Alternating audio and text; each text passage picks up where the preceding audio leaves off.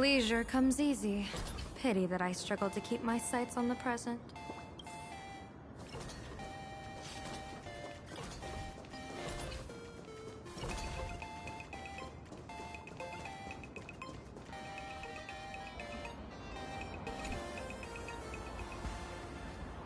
Wait, did you hear that?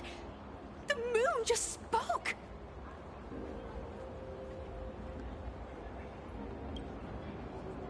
I'm not hearing things, am I? The Master of Elation is here? Hurry, make a wish. It might actually come true. Hang on. This isn't right. Is it? Oh, that winking moon up there in the sky. It just spoke. For real. Oh, hey, it wasn't just me, was it? You heard that too, right?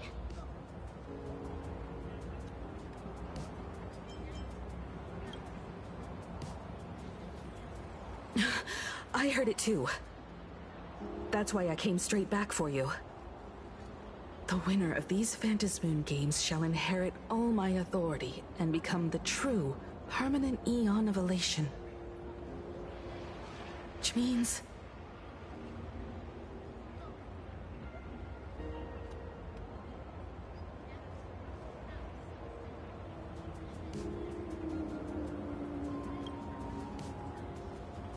Precisely. Aha has raised the stakes. The final winner will inherit the authority of Elation itself. Are you serious? This is so wild. It doesn't even feel real anymore. Every time a path has vanished or been absorbed, the cosmic turmoil has lasted for dozens of Amber eras. The transfer of an Eon's divine authority.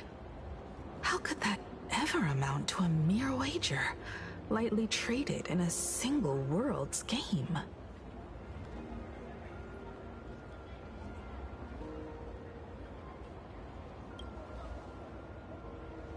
The most logical explanation is that Aha wants to steer this game toward utter insanity. But then, who can possibly fathom the mind of an Eon?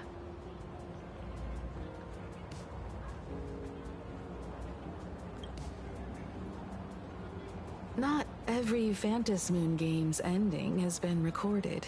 Many were lost to time, most likely a consequence of the winners exercising their newfound divine authority.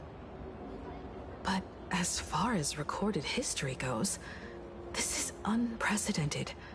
After all, the chance to be an Eon for just 1 minute is already an irresistible lure for many.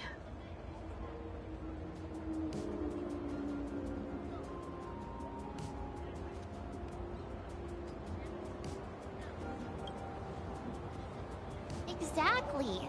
It's just too weird. Can you really just give up being an Eon? What if this is just a big prank by those masked fools? In the historical records, instances of the Phantasmoon speaking are few and far between, and the likelihood of it being influenced by an external force is exceedingly slim.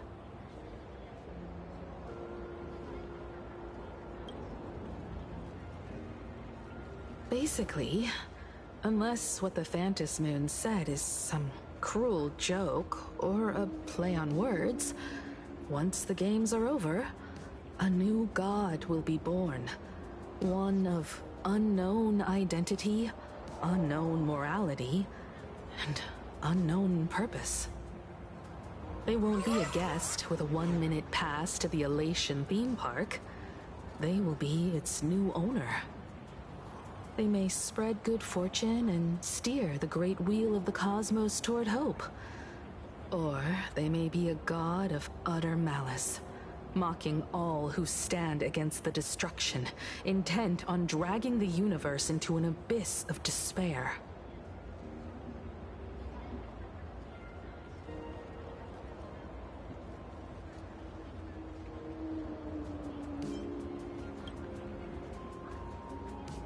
Hey, don't you worry. I'm here. I'll protect you. No! No way! It's Baseball, Raccoon, March Bunny, and Hime Cat in the flesh! Oh, what are they doing here? I couldn't even get a ticket to Star Rail Fest, and now I'm seeing them right here on the street! Whoa. Where did all these people come from? Hey, that declaration the Phantom Moon mentioned was about you, right? What are you gonna do? Got any kind of moon landing plans in the works? You should just hit it with your bat! Send that thing spinning into a black hole at the edge of the cosmos!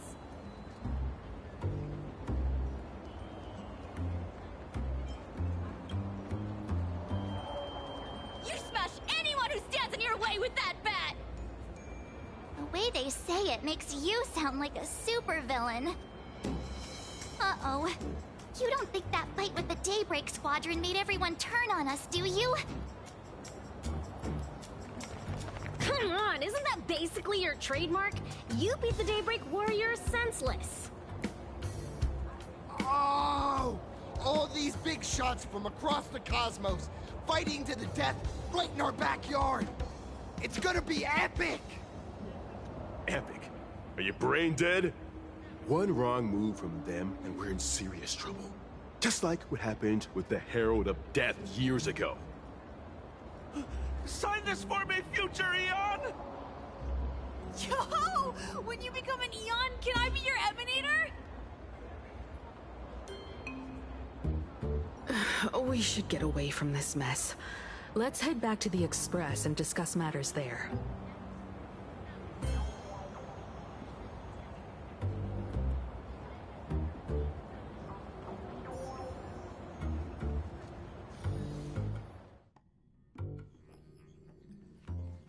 You're back. Himiko messaged me. She filled me in on the Star Rail Fest and the Phantom Moon's declaration. Things really are changing fast.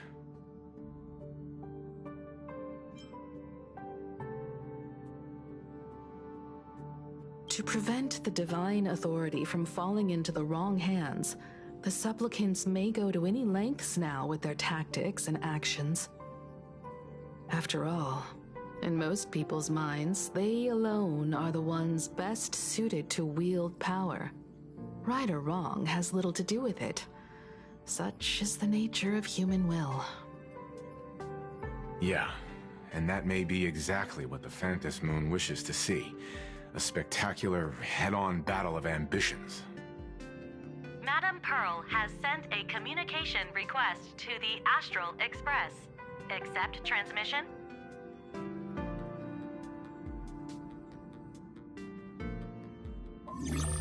It hasn't been long since we parted, and here I am disturbing you once more. My sincerest apologies. Please, there's no need to apologize.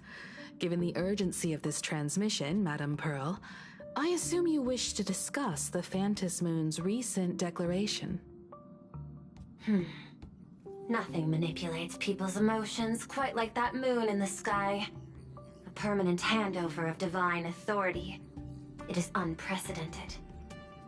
I can't help but wonder whether some malicious presence lurks behind the Phantom Moon. Still, who else but the Elation themselves could wield such control over it? In any case, the Phantom Moon's speech has made the public realize that the power to create a god is in their hands. Their emotions, and perhaps even their wish power, are swelling to historic levels. The Department of Aberration Defense even detected a surge of agitation and unrest among the Imaginae. When normal people believe power rests in their hands, their decisions tend to grow more radical and reckless. Please, be careful, and make sure to protect yourselves.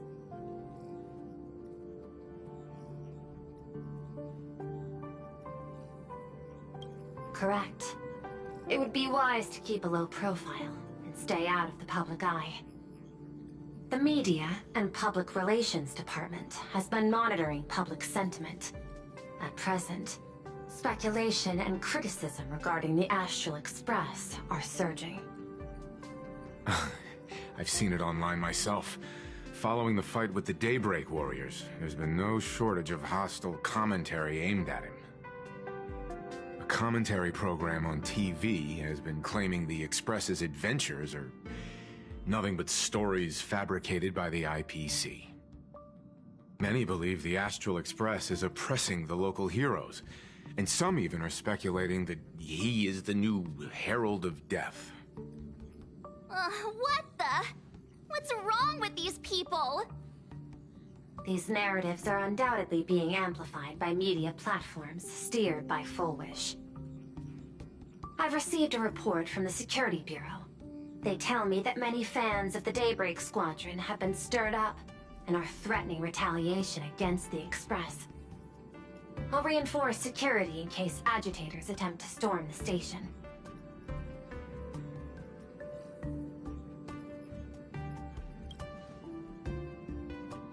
I can, but you overestimate what control really means. In the arena of public opinion, those who look strong are often the ones at a disadvantage. And besides, you'll be distancing yourself from us for a while. Isn't that right?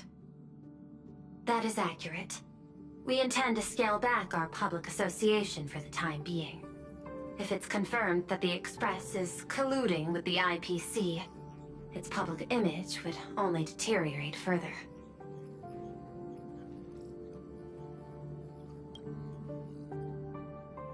Regrettably, I cannot agree to this. Clarifying the facts amid a frenzy of public sentiment is like trying to quell boiling water by stirring it. It only fuels the flames. The happiness surgery causes recipients to undergo an abundance transformation. Disclosing such sensational information would probably be taken as a hoax, or trigger public panic. I will instruct the Department of Aberration Defense to verify the true mechanism behind the happiness surgery as soon as possible, and assess its potential impact. I strongly advise you to exercise restraint in front of the media. Even the smallest statement can be selectively edited and misrepresented.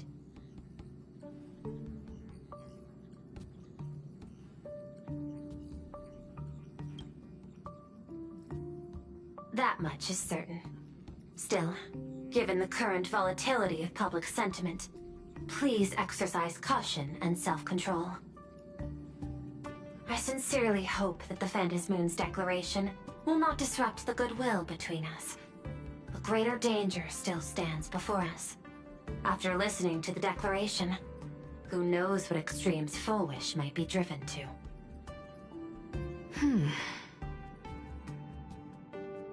Affairs demand my attention, so I must excuse myself. Should there be further developments, I will keep you apprised.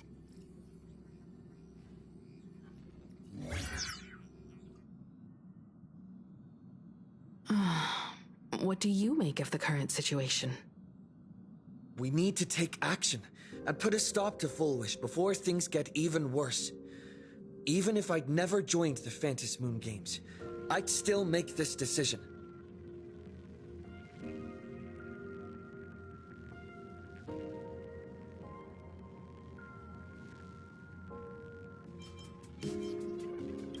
We cannot allow her to deceive and poison innocent people in the name of happiness. Agreed. Given the likelihood of Full Wish acting unpredictably, we should confront her with everything we have. That reminds me, I've been wondering, the happiness surgery taps into the power of abundance, yet Full Wish seems perfectly normal. Just, how did she get her hands on something so dangerous? Perhaps it's the lingering poison left behind by the previous Herald of Death.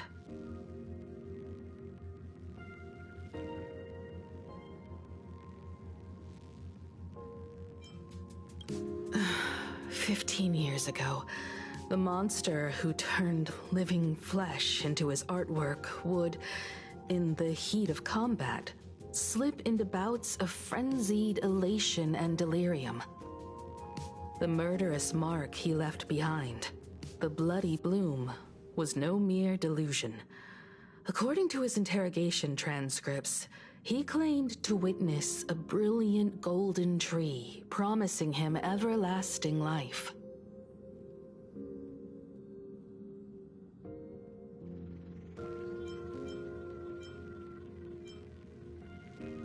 I cannot say whether the vision this madman claimed to see corresponds to something real, but the possibility cannot be ruled out. He claimed that in his hallucinations, the golden tree's branches coiled around him, drowning him in frenzy and pleasure. He wanted its blossoms to bloom before all, and to bring about that miracle, he was willing to slaughter without restraint. In hindsight, it's clear that the Herald of Death was a supplicant who bore the power of abundance. The tragedy he orchestrated in Plain Arcadia ultimately forged another version of himself. Full Wish. Right now, in Plain Arcadia, how many have undergone the happiness surgery and turned into potential abominations of abundance? It's a terrifying thought. Full Wish. What has happened to you over the years? Hiding behind these innocent people. What are you really trying to accomplish? I need more information about this junior of mine. I plan to head to Graphia Academy. Care to join me? If we're to investigate Full Wish, we need to examine the traces left behind from the Herald of Death incident that took place during the last Phantom Moon Games. The recollections of teachers and the student records sealed away by the school. We're bound to find a vital clue there. If you're set, let's get moving.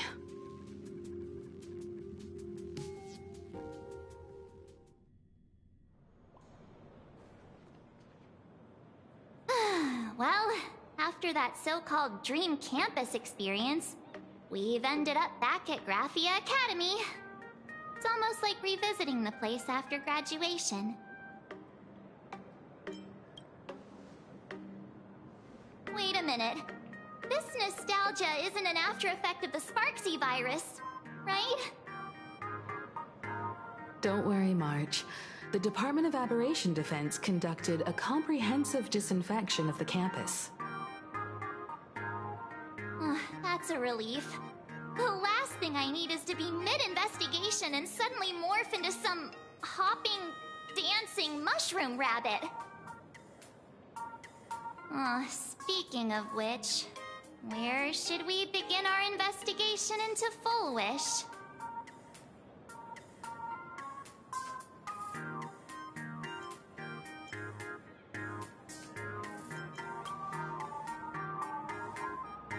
I think it's best we see my father first. It's only appropriate that we obtain permission from the Dean before proceeding with the investigation. 15 years have passed, but there should be a backup of the student files, work logs, or visitor records, and only he knows where they're stored. Let's go then, to the Dean's office.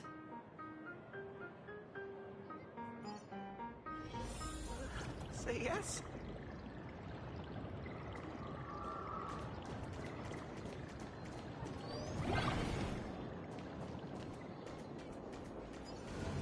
I heard from the math teacher that the Fitness gym club's teacher is looking sick for new again. members.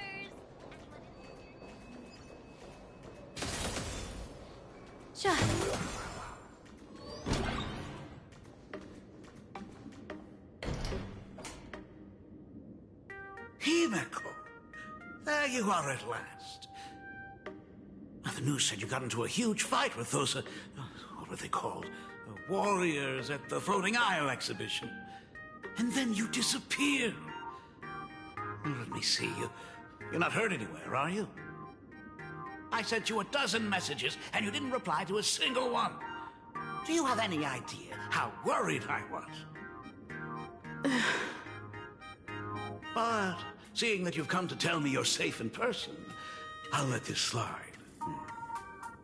If you're really so preoccupied, a message or a call would do, you know. Ah, it's you two. I saw you on the news as well. Valiantly fought, huh? These Megatron warriors don't know who they're messing with. To think they dare challenge my daughter's subordinates. Well, now it feels like we're the underlings of Warlord Himeko or something. In any case, I'll leave Himeko in your hands. Please try to keep her out of combat. Stop! Every time you and he get together, the conversation somehow drifts completely off course. I'm fine. I'm good. Your daughter's no porcelain doll. We came here to... I know. I understand. You didn't come as my daughter. Rather, I am currently speaking to the navigator of the Astral Express. But tell me, has there been progress on the new Herald of Death case? I wasn't expecting the questioning to come in rounds. In rounds? The Department of Aberration Defense also sent someone here before you. They inquired about Foolish. But regrettably, I truly don't know how to answer. On one hand, I wasn't here 15 years ago. On the other, she is still considered one of our school's distinguished alumni. I'm aware that you're involved in the investigation too. So, I compiled the pertinent documents ahead of time. I hope they'll be of use to you. Thank you, Mr. Ryusuke. Go ahead. The files are inside the archive room. Take whatever materials you need.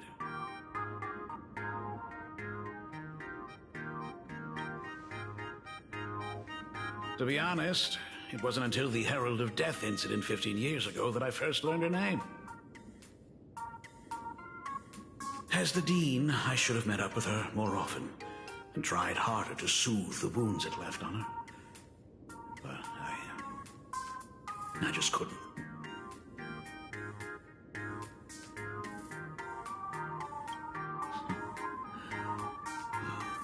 You really need all the details? The whole serving as a model example thing. I don't want to tarnish it completely. I knew it was a selfish thought. But I just couldn't help it. Back then, whenever I heard her name, I thought to myself, if someone was able to survive the incident, then why couldn't it have been my daughter?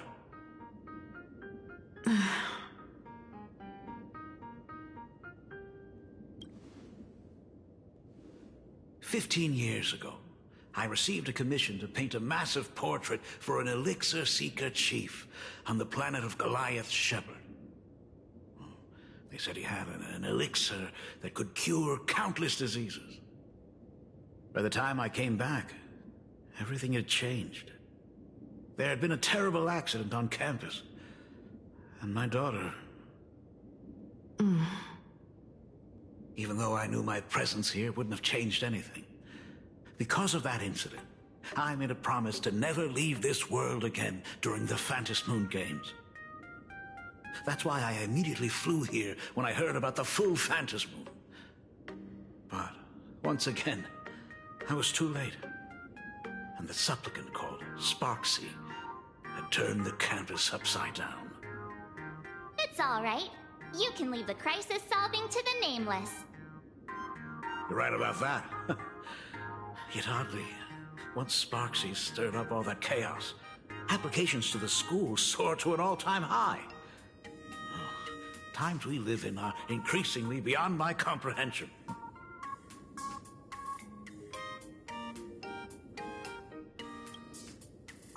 You're always welcome. Other than the archive room, you could also try talking to Miss Dolly. She's the longest-serving faculty member here and likely knows the most. Then we'll try the archive room. Let's go, you two.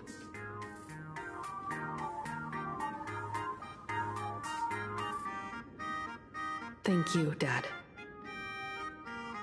We should be able to find the archive room and Miss Dolly around the Imagenesis classroom, right?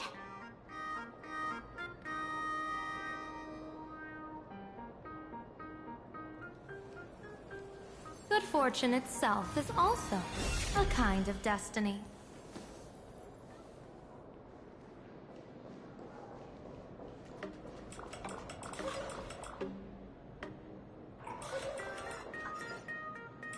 Oh my goodness, I thought I recognized you in the distance. Himiko, it really is you! Miss Dolly, please forgive me for not coming to see you sooner. I've been back for a while now, but this is the first chance I've had to come see you. Don't worry about it. I'm simply happy that you cared enough to visit. I must apologize about the mask you entrusted me. In the end...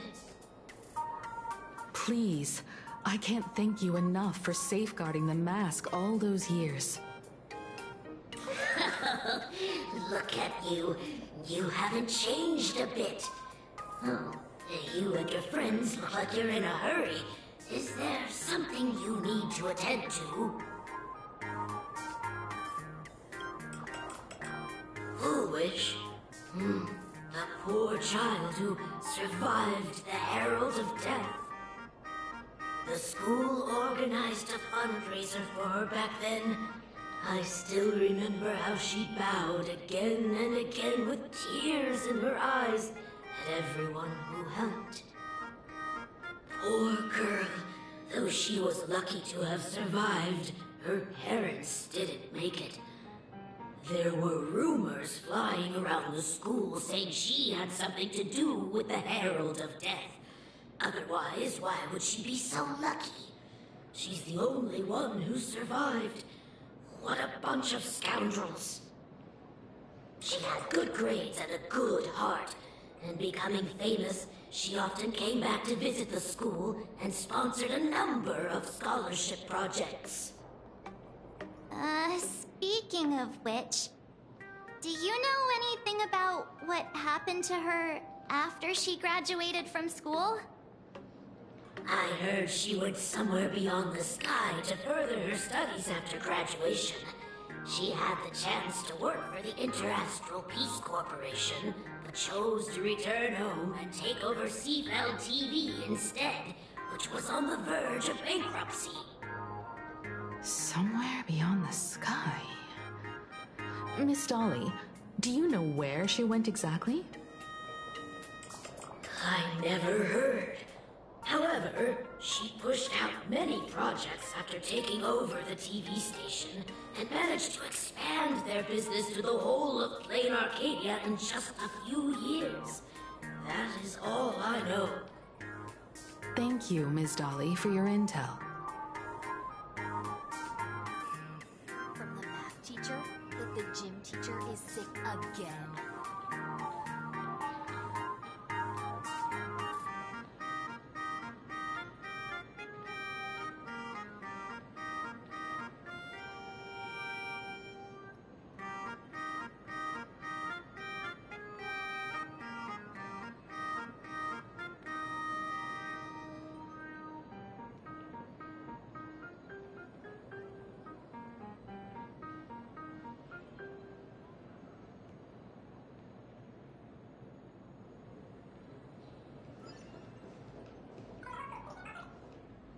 The new Herald of Death is real! They say he came back to life and was responsible for what happened in Dovebrook. He's not coming here to kill again. Is he... Maybe we should ask for leave and stay home until this blows over? What are you, scared? If he really comes, I'm live streaming the whole thing and getting all the clout for it. Who needs leave after that? I'll just quit school altogether. I heard he murdered hundreds of students here 15 years ago. Hundreds? Really? I only heard that the crime scene still exists somewhere on campus. I don't feel too good about this. We should get out of here. If we help the Express gang, there's a chance we might get featured in The Fluffy. You're seriously obsessed with becoming famous!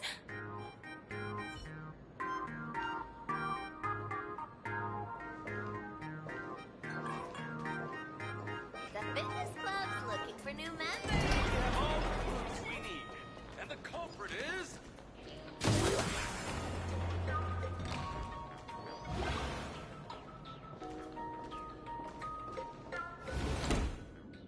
The atmosphere in this archive room is giving me the creeps. It's so gloomy. Almost like we've stumbled into Fixtroll Garden. It was like this 15 years ago as well. The archives tracked all academic results. Near the final exams, students dissatisfied with their abilities often poured their frustration into painting unsettling things. There's a lot of data stored here. Aside from what my father organized for us, let's explore the other areas as well. If possible, keep an eye out for clues regarding Full Wish's life after graduation. She returned to her alma mater frequently, so there must be records of her visits. Dabbling in technology related to the abundance.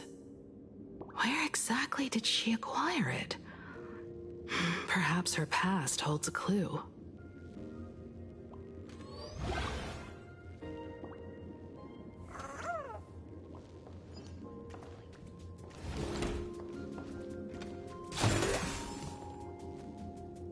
Is this...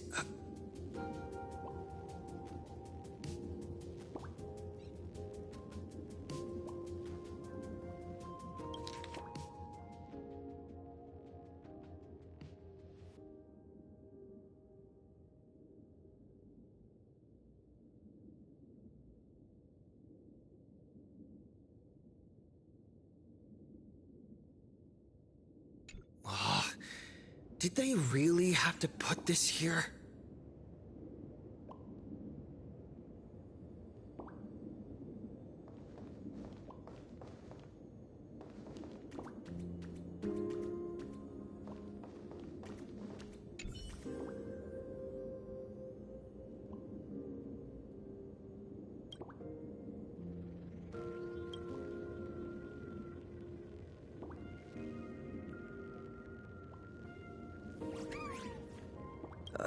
There are so many press releases here.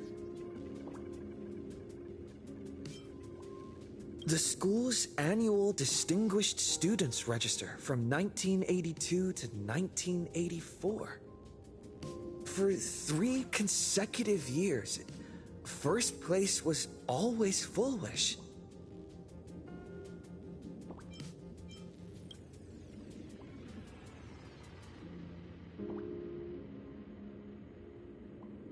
The IPC has severed all channels of intel with its iron grip. Hardly a surprise.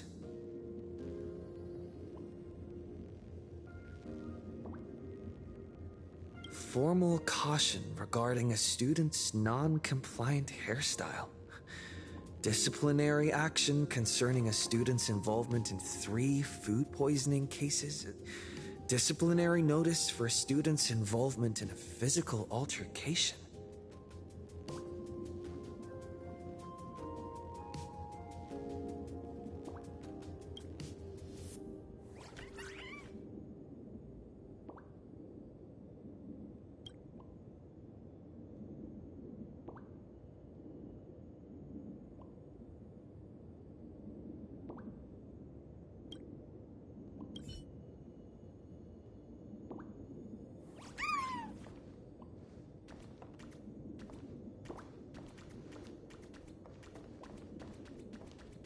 I've looked through the catalog, and there are serious gaps in the data.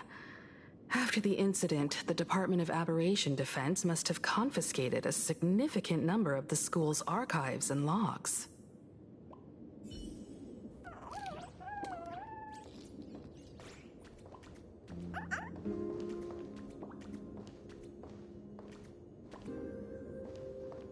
Open up! Detective March 7th is on the case. So spill the beans. How much do you know about what happened 15 years ago? You've got the wrong guy, I swear. I'm just an innocent, cursed imaginary. I can't even move from this spot. I don't know anything. Ribbit. The Dean ordered me to dig up whatever materials I could find for you all to read.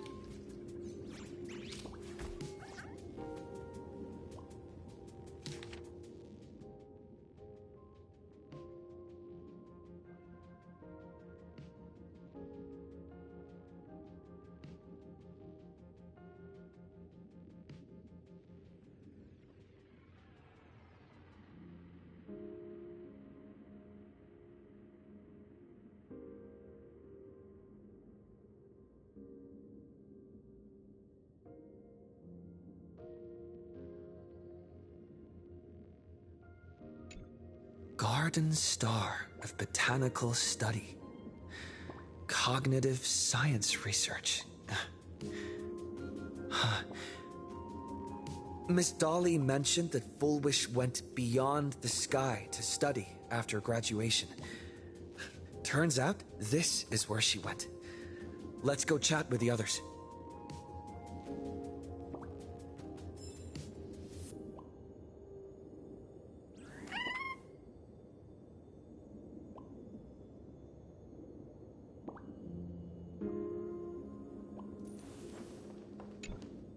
Well, did you find anything?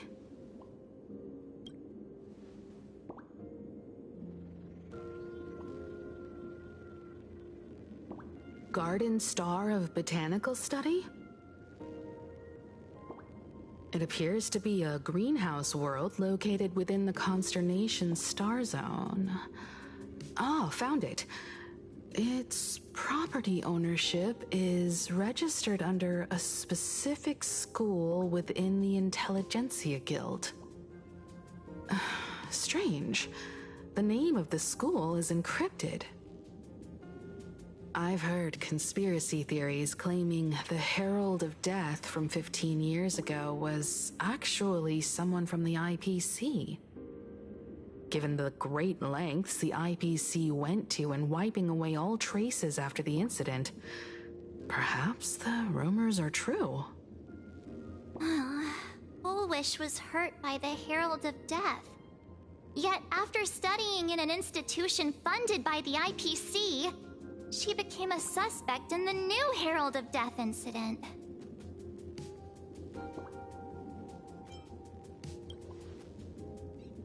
You mean she created the happiness surgery after studying on that greenhouse world?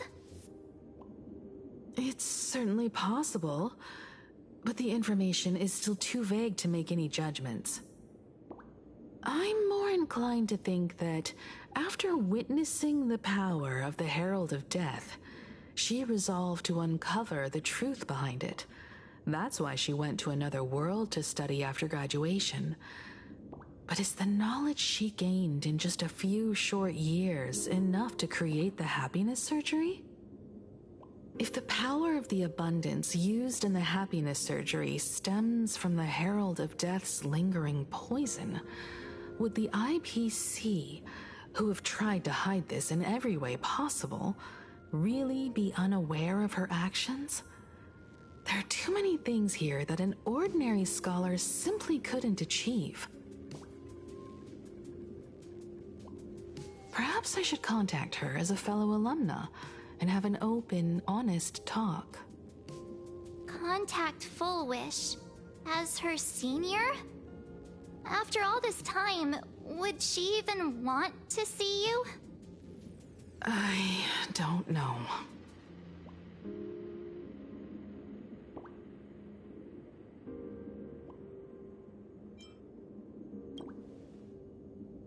Back then, I had taken a leave of absence from university due to health issues, so I was doing some idle work at my father's school to clear my mind. Full Wish would occasionally run to the library to slack off. She and Belle always appeared together, helping me organize newspaper clippings and library cards, all while chattering on about classmates' crushes and the latest gossip.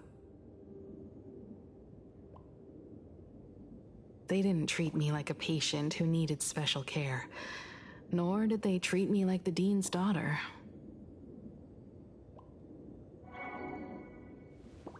We often shared snacks brought from home and secretly dug out the school's collection of ancient books and paintings to admire them. Full Wish, she was the model student, always knowing a little more than everyone else. Her questions often went beyond the textbooks, pushing past the boundaries of what someone her age should know. When she looked through those illustrations of Imagine, her eyes would always sparkle. I could feel the passion in her eyes, and an unspeakable sense of loneliness. If she still remembers our old friendship, she will meet me. Full Wish is walking a dangerous path right now. And the deeper someone walks into the abyss, the more they crave the recognition and understanding of old friends. I want to ask her myself, why has the happiness she pursues become an illusion that can only be maintained by a taboo surgery?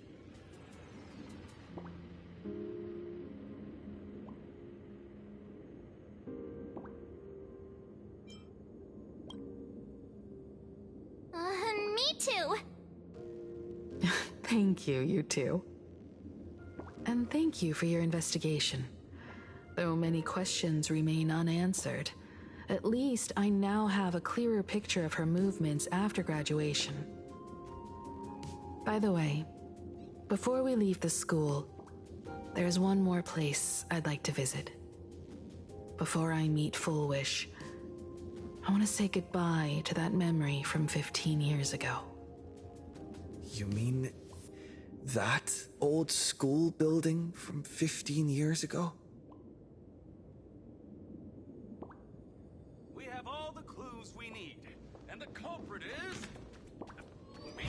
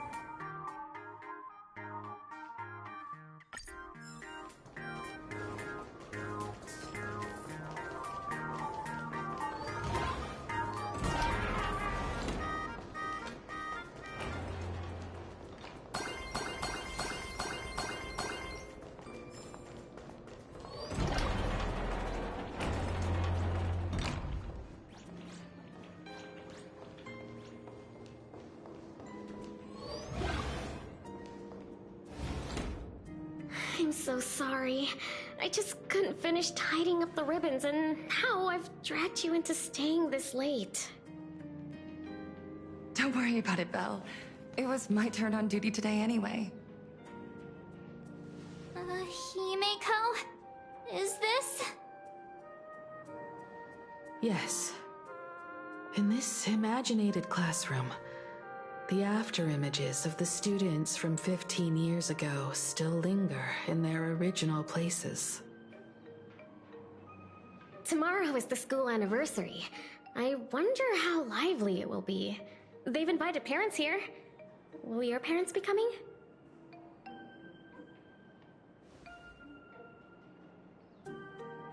Oh, Full Wish?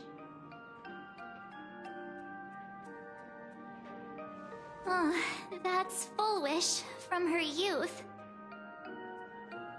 Yeah, Dad already took time off. By now he's probably out on the streets with Mom, picking out formal wear. If it's my daughter's performance, we have to dress to the nines. That's just like him.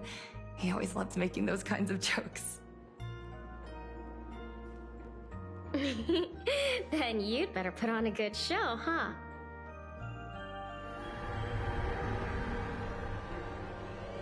There won't be a show anymore, Belle. Because unexpected guests have arrived. Everyone from the Astral Express and Himeko. I didn't expect to meet you here.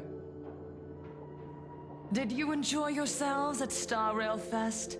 Did you grant those smiling kids their wishes and bring joy to everyone? Full Wish. Himeko, you recognized me at just a glance.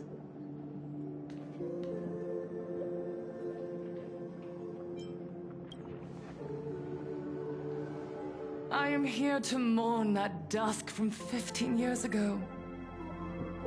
Before making any major decisions, I always come here to sit in silence for a while. I thought Himeko was at school like the rest of us that day. When I saw Belle lying in a pool of blood, when I was crushed under the collapsed wall and unable to breathe, the thought crossed my mind. Poor Himeko. If you had met the Herald of Death with that delicate frame of yours. But who would have guessed? You're alive and living quite well. You became the navigator of the Astral Express, roaming freely beyond the sky, just like the three of us used to talk about in our chats. Your dream came true. Congratulations are in order.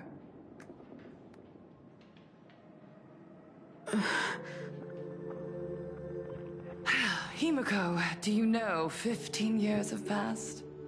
And my wounds have mostly healed.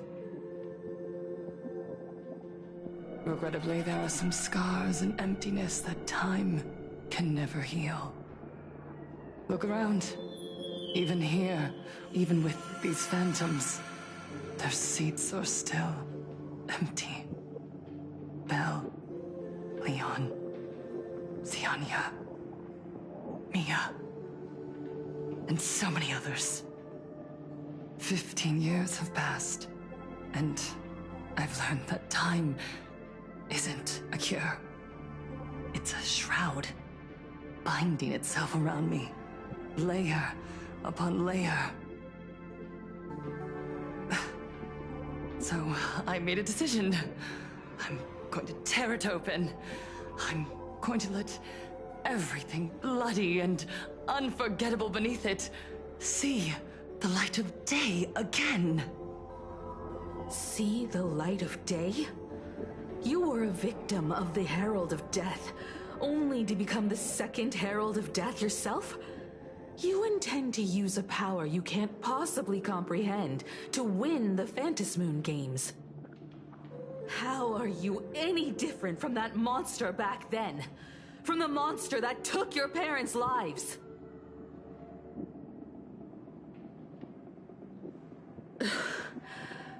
I'm sorry. I shouldn't compare you to that devil. You still have a chance. Stop this now. Stop? I'm sorry. I don't quite understand what you're saying.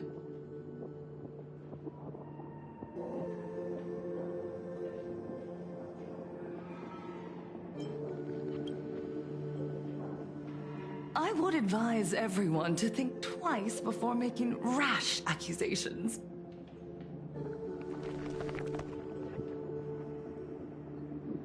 As a media professional, let me give you a piece of advice. From now on, when you're in front of a camera lens, watch your expressions and be cautious with your words and actions. At the very least, try not to look so flustered during this public exchange. We live in a world where we are constantly gazed upon and watched by others. This camera crew was originally prepared for my upcoming speech, but meeting you all here, it really adds a wonderful dramatic flair. To the audience watching from your screens, you know my name, and I know that right now, you are watching me.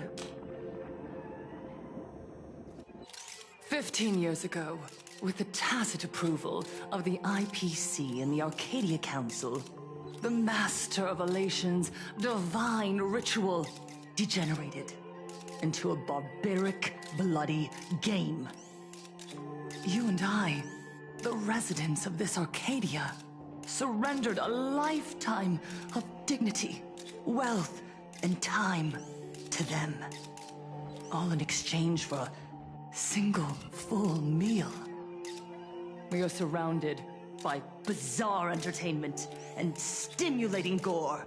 We soak all day in shallow, boring programs, achieving nothing. And now, we must live in fear of the unscrupulous atrocities of these supplicants from beyond the sky, forcing smiles as we applaud and cheer for them. Is this the happiness the god promised us? No! Absolutely not! The Master of Elation would never be deceived by miracles, but with pain and blood. What they desire to see are heartfelt smiles. And so, they granted me a revelation. Everyone, on that evening 15 years ago, what saved me was not luck. It was not the supplicants, and it was certainly not the IPC. Right here, as the Herald of Death approached, step by step, the one who sent down a miracle was the Master of Elation. They allowed me to escape with my life. And when I was trapped in a small room, consumed by loneliness, they sent me a mask. They revealed my mission to me, to bring happiness back to a plain Arcadia that has lost its smile. I, Fullwish, survivor of the Bloodstained Games, hereby formally announce that I will join the Phantasmoon Games! In this game, I shall win the Eon of Elation's authority. And then, I will make smiles of happiness bloom on the faces of every single person in plain Arcadia! Himiko, don't frown. Smile. I will bring happiness to you too, just as I will bring it to everyone. I won't manipulate the Phantom Moon games like those high and mighty IPC executives. Nor will I treat the rewards granted by the God of Elation as bargaining chips for profit. We are in plain Arcadia, so we should decide the winner in a plain Arcadian way. I'll give you a stage if that's what you want. I invite you all to a televised debate at Full Wish TV in Seafeld City. The invitation extends to all supplicants. A plain Arcadian way? That's just a way that benefits you. We're not going. You can refuse, of course, but then, under the gaze of billions of viewers, you must accept your public image as frauds deceiving the world and cowards with guilty consciences. Remember, this isn't just an invitation. It is your only chance to defeat me in front of everyone. Since you believe you represent what is right. The stage is set. Come and perform this final act that will determine the future of the Arcadia with me. Or simply leave. The choice is yours. Darn it! Are we just going to let Full Wish walk away? We are right in the middle of the cameras she prepared. Remember to be cautious with your words and actions. Let's leave here and return to the Express.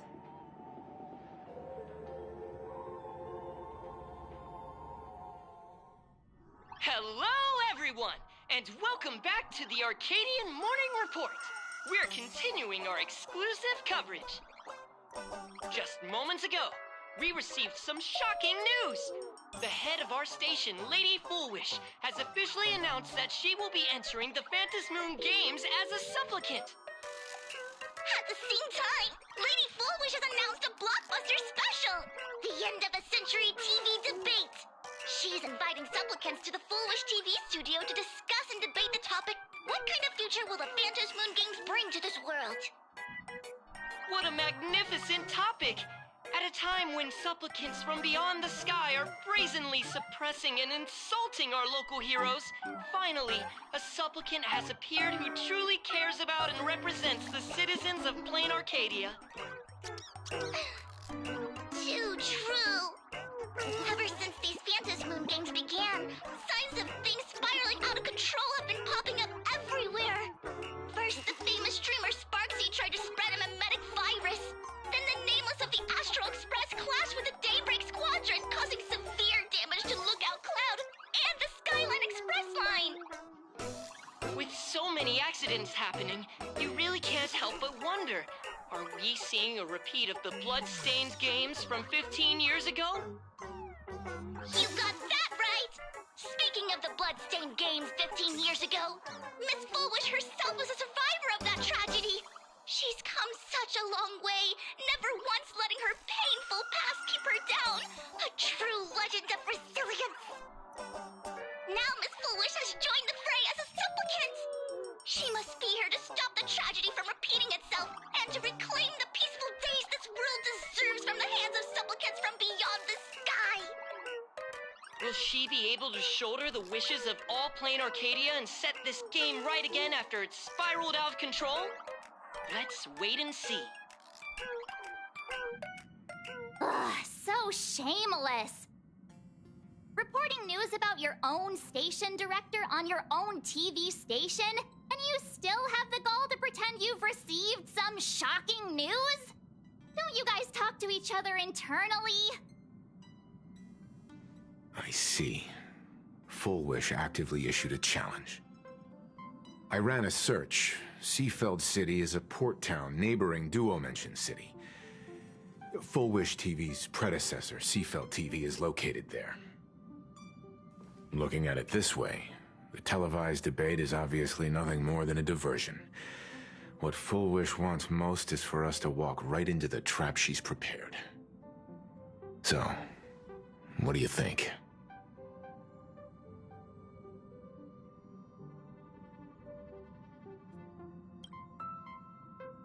You're really going to the TV station to fight her? I'll go. But not to debate. I'm going to tear off her mask of happiness in front of the entire audience. But before we act, I need more help. Help? We can all help you. Wait, do you mean... Sparksy. Ever since Sunday was dragged into the Phantom Moon Games by Yao Guang, he hasn't returned for days.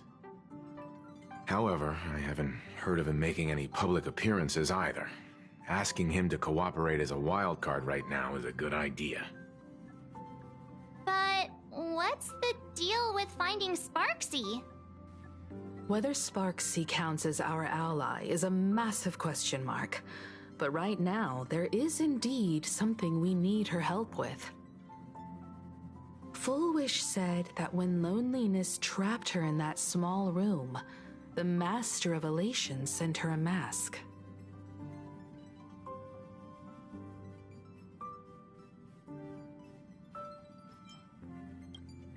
Correct. If every fool has stepped into the tavern before, then there must be traces hidden there left by Full Wish as a fool. Just like... how we tracked down the clues about SparksyCon. Sparksy. Will she stand on our side?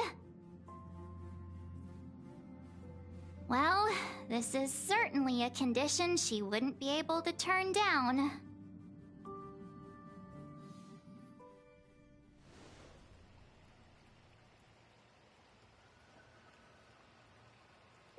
You just said, as for the brewing storm, whether the turmoil once again is the result of the laughter's mischief. What exactly was that supposed to mean? You mean to say the Joy Seeker wants to destroy the very rules they laid down, the game they wove with their own hand? Come over here.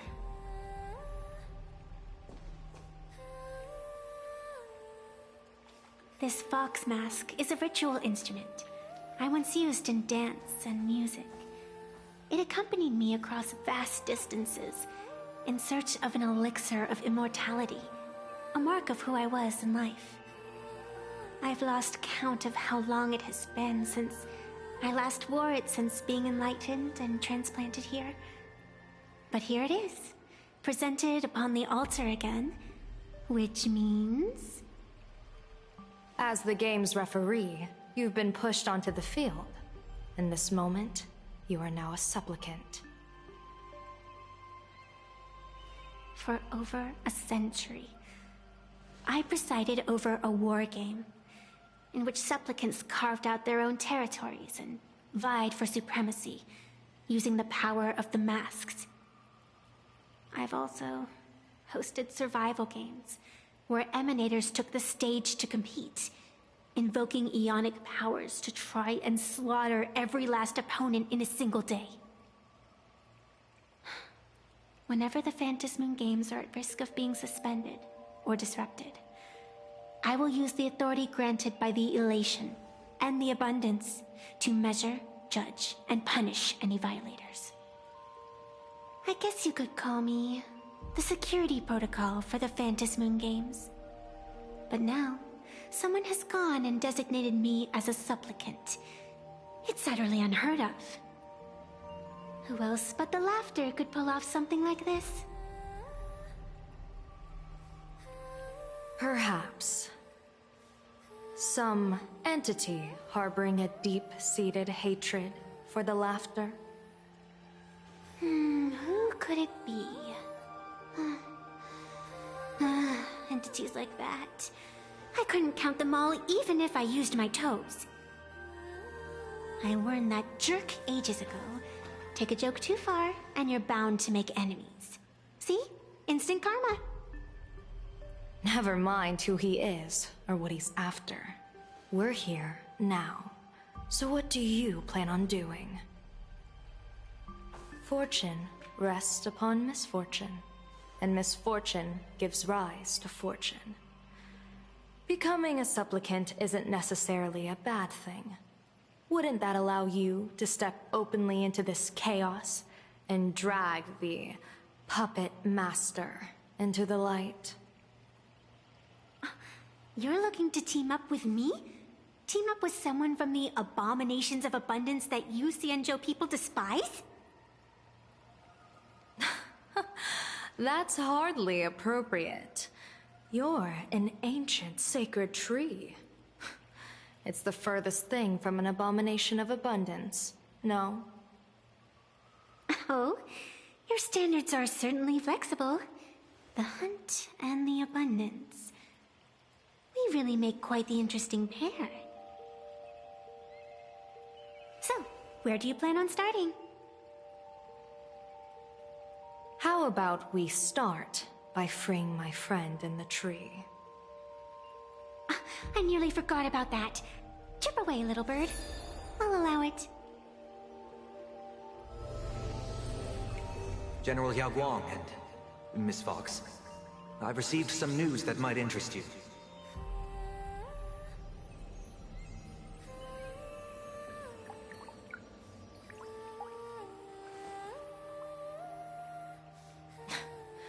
A happiness surgery that wipes away suffering. The power of abundance in this world is disgustingly excessive. It seems the most terrifying omen I foresaw may not originate from the Stellaron hunters, nor from plain Arcadia itself. This supplicant, called Full Wish, is also a dangerous variable.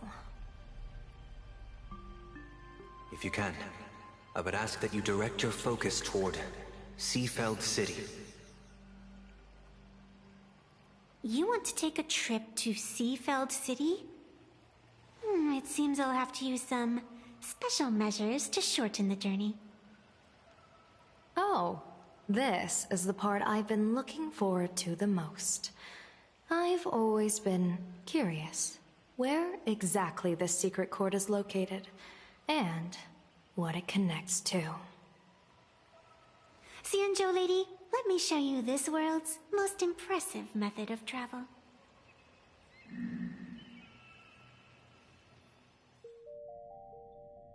Here we are! Already? Wait. Why are we at this station? Because naturally, we're taking the express to get where we're going. All that buildup, and this is your idea of an impressive method of travel? Well, what else? That's why I said you've definitely never seen this before. It's the Bulletworm Express. I bet you've never taken a ride on this. You're the arbitrator of the Phantom Moon games. For crying out loud. Don't you have a cooler way of getting around? You're a great general of the Xianzhou, for crying out loud. Don't you have a cooler way to get around?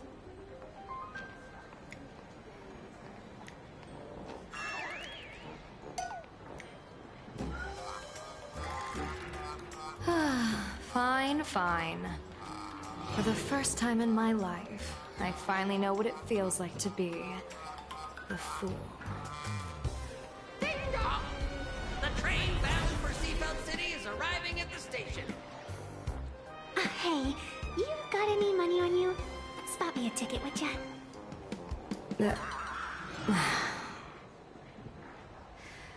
That's the second time.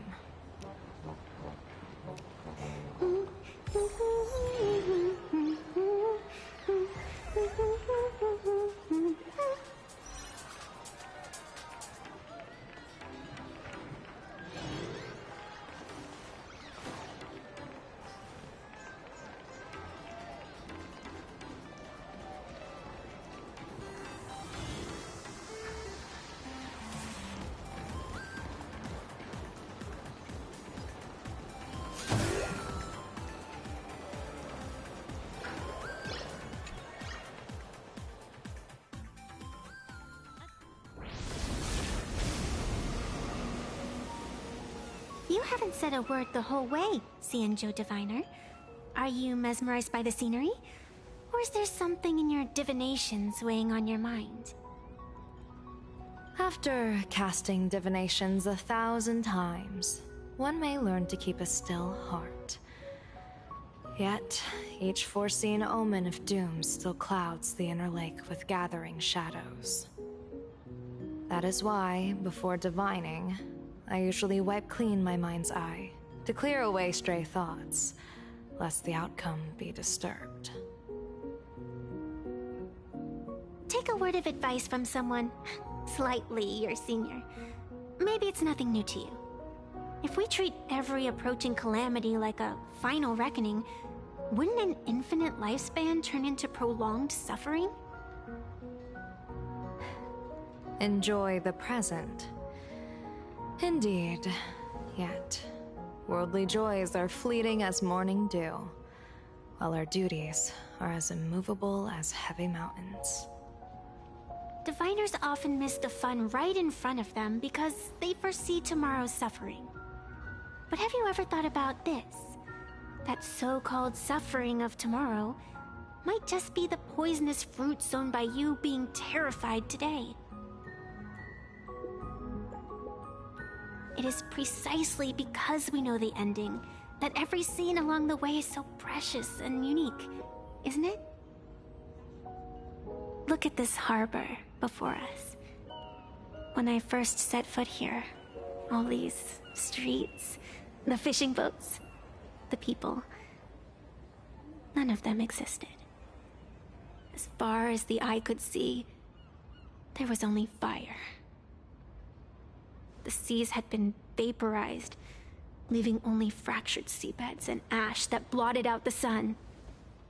The demonic legions from beyond still hadn't departed, and the waves that would surge into Dovebrook had, in that moment, not yet arrived. Just on the mountain over there, a painter and I looked out at the iron-red scars on the earth. She told me, that which vanishes is bound to return. She swore to use her brush to preserve everything claimed by the destruction. It seems she succeeded. And so, I too shall keep my promise to her, maintaining the course of the Phantasmoon Games until the sands of time slip away. With every descent into this game's cycles, I shall enjoy myself to the fullest. Like sipping tea, be it sweet or bitter, I shall savor the flavor of every instant. To do otherwise would be a disservice to the people and things that have passed. To savor a fleeting moment against the backdrop of eternity, naturally the flavor is profound. A pity, though. Even as a long-life species, my time is brief compared to yours. As a Xianzhou native, the karma I carry is far too heavy. I could never learn how to be as carefree as you. Miss Evanescia, what to you is a game to be savored, is a life and death reality for the living beings of plain Arcadia.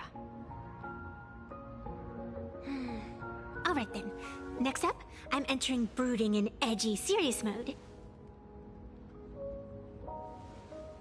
That won't be necessary. I shall use the Eye of Ishvara to divine the fates of the people in Seafeld City. If they face imminent catastrophe, a red fate slip will be hanging above their heads. The rainbow surveys the heavens, perceiving 1,000 forms. Across the meridians of destiny, the jade abacus reveals its script.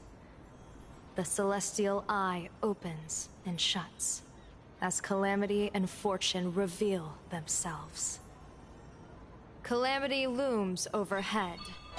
The crimson slip is cast.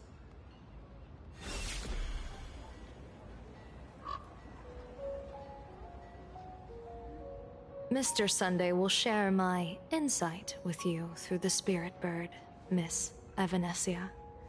Please, bear witness.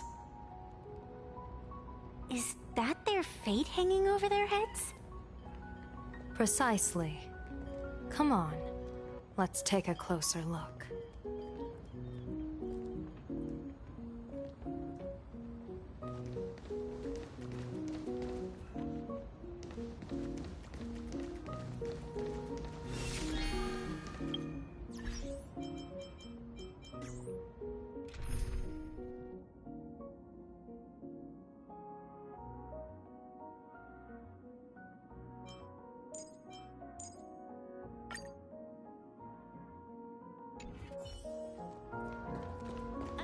Odd.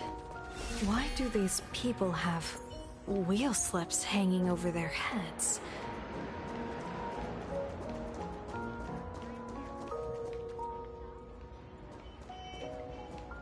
Astral Express, boo! Get out of Seafeld City! Astral Express, boo! Get out of Plain Arcadia! Oh, good afternoon. Would you two lovely young ladies care to join us in protest for the bright future of Seafeld City? Hey, Pops. You guys are grinning like it's a holiday festival, but your slogans sound so fierce. Doesn't that feel a bit weird? We Seafeld folk pride ourselves on our manners. Even when expressing dissatisfaction, we do it with a smile. Now that's real happiness etiquette. We won't let anyone ruin this serenity. Come on, ma'am. We have a flag with us. You'll feel better in no time. Their emotions are so synchronized. It's like they rehearsed it. This kind of happiness feels like some compulsory routine. Mm-hmm. Their smiles sent shivers down my spine.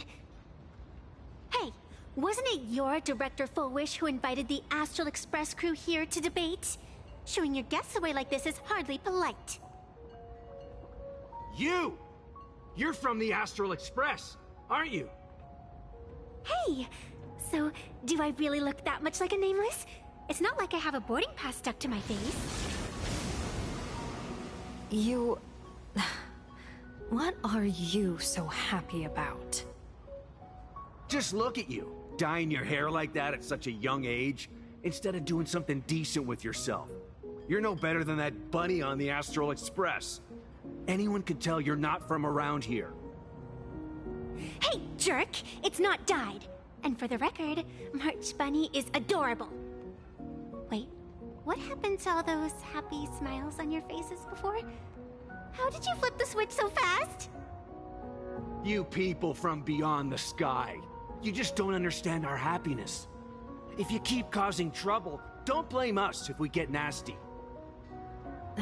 My apologies. My little sister is young and doesn't know better.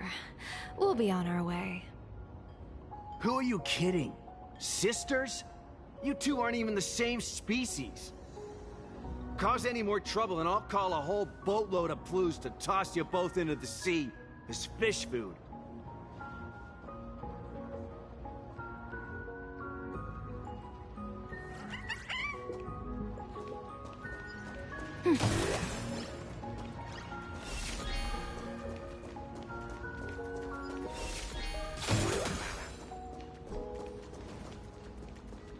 Sure.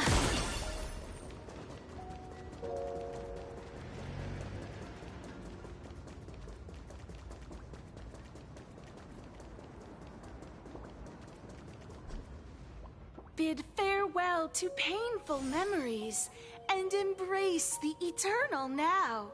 Let the smile of happiness become your only truth. Follow Master Fullwish's path, embrace rebirth, and you and I can both become the happiest people in this Arcadia. How very strange.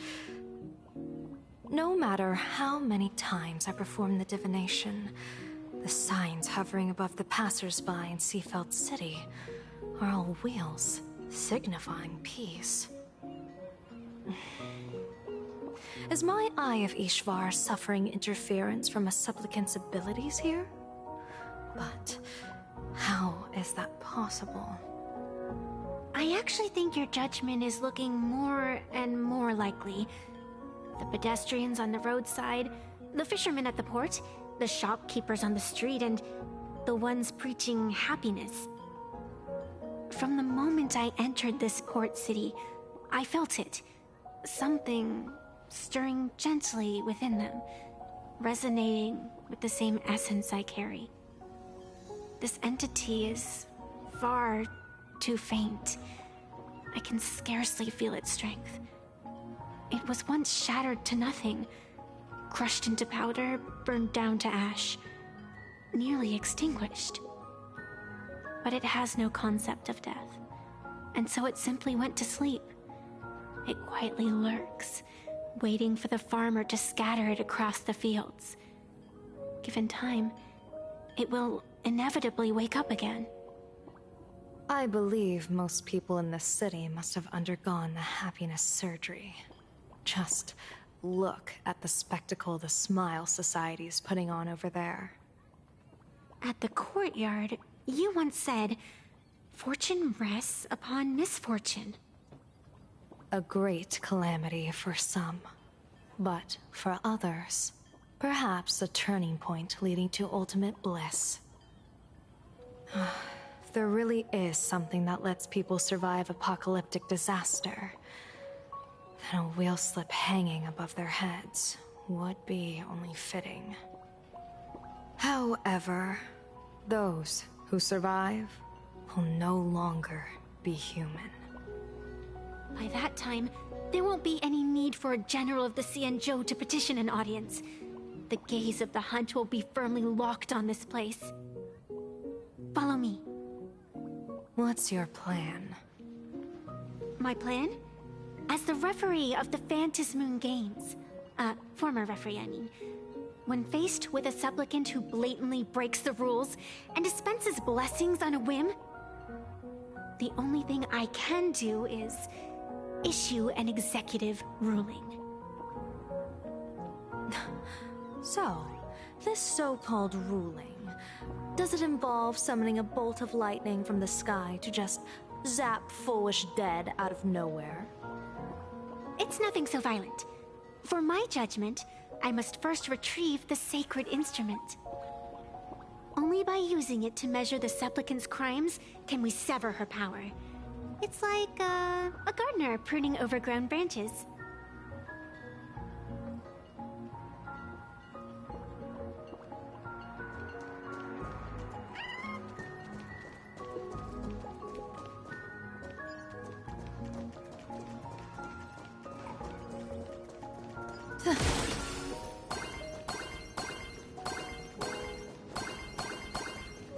We're almost there.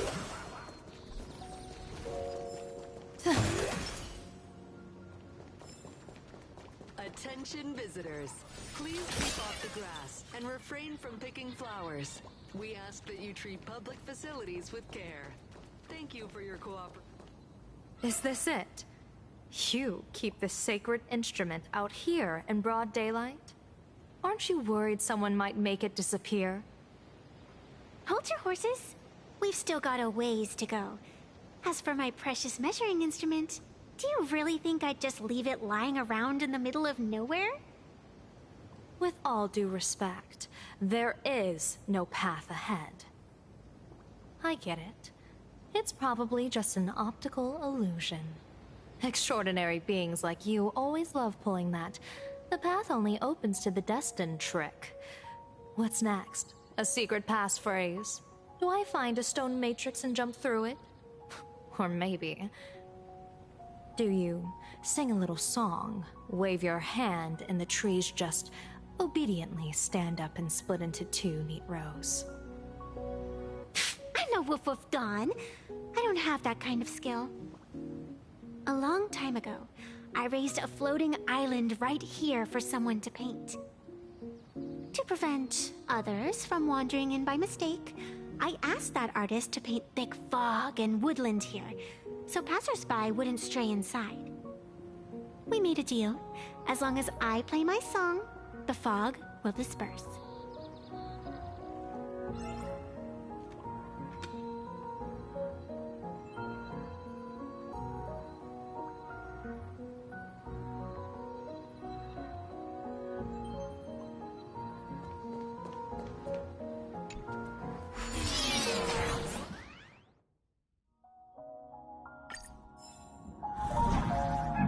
That's a cute puppy.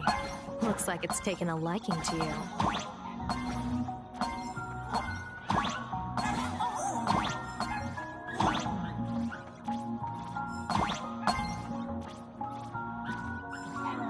I'll just borrow this cutie's head for a sec.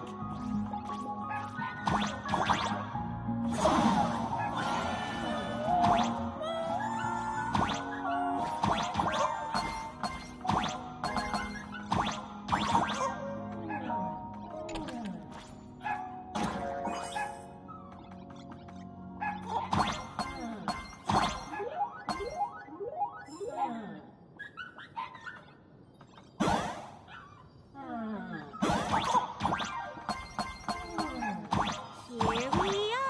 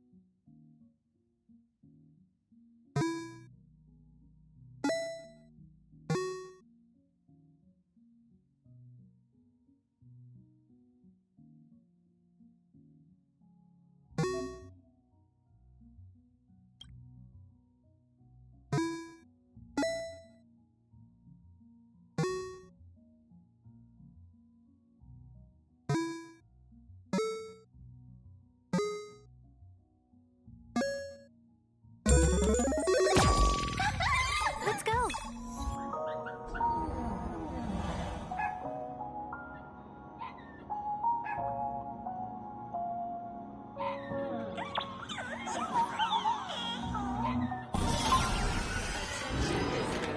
Please keep off the grass and refrain from picking flowers. We ask that you treat public facilities with care. Thank you for your cooperation. I get it now. You set up a surprise for me, didn't you?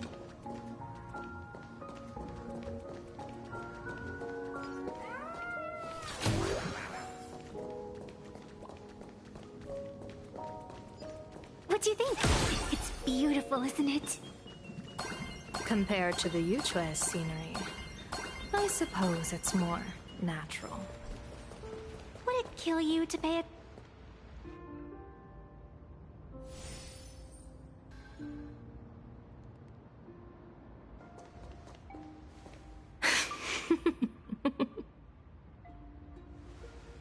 What are you laughing at? My apologies. I didn't mean to mock. I was merely curious. Is this thing really the sacred instrument with which you pass judgment upon supplicants? Is it really just a literal ruler? Hey, don't underestimate the spirit branch of true law. When it first appeared in the form of a blade 150 years ago, it could cleave a mountain in half with a single effortless swing. Miss Evanesia, let's keep such fanciful tales between us, shall we? Best not go spreading them around. If any of the Cosmicon Collective players find out, we'll never hear the end of their complaints about how mountain-busting power levels are for noobs. I never expected a high-ranking Xianzhou general to be so well-versed in the gossip here on Plain Arcadia. Such is the way of a diviner. To enter a place is to observe its local custom. Same goes for us arbiters. Times change, and my babies have to change with them. Just picture it. A pretty girl in a school uniform, striding through the streets with a giant sword slung over her shoulder. You're right.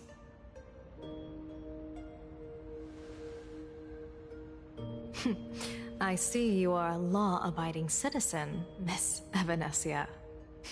Cute. Now then, please, begin your measuring.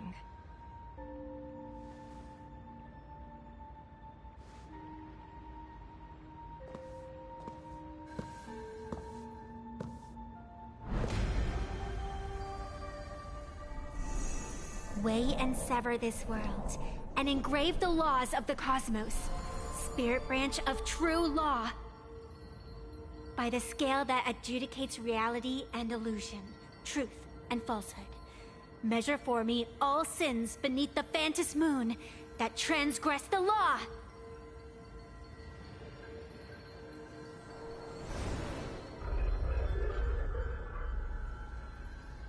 What is going on? It's telling me Full Wish is not a supplicant. If she's not a supplicant, then there's no way to judge whether she's transgressed or not. What do you mean? If Full Wish isn't a supplicant, why would she openly declare that she's joining the Phantom Moon Games? And that mask, back of the altar, shaped like an 8-legged creature. Just who does it belong to? Behind that mask, countless supplicants are wearing it. They're spread across all Sifu... No, all of Duo mentioned City too. Supplicants, they're everywhere. Not in the history of the Phantom Moon Games have I ever seen a situation like this. General, someone is approaching your position. It's Dan Heng, and... Dan Heng, you've returned. And the one beside you. Blade. Or perhaps I should call you by your true name. One of the Xianzhou's most wanted criminals, Yingxing. You've delivered yourself into my hands. Good. General of the Yuchue, your vision remains confined within the laws of the Xianzhou.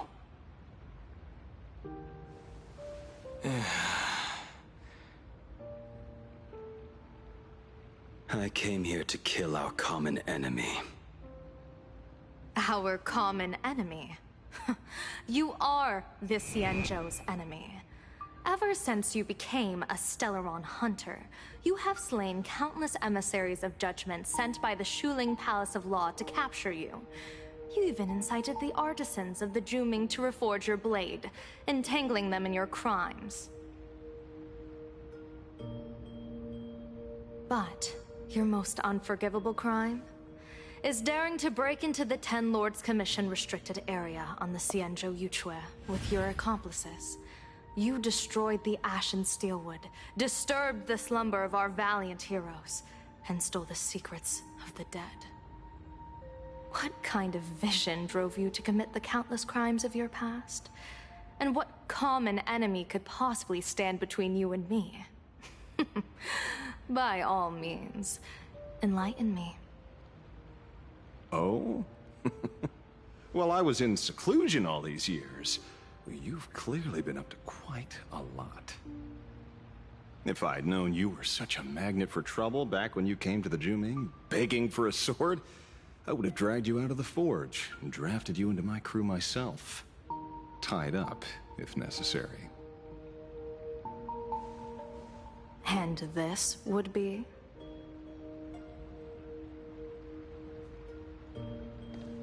A pleasure to meet you, General Yao Guang.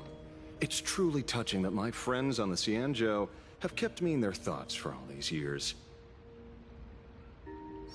I never change my name, no matter where I roam. I am La Mancha.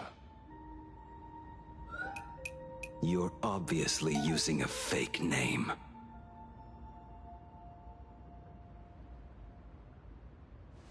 The head of the Galaxy Rangers.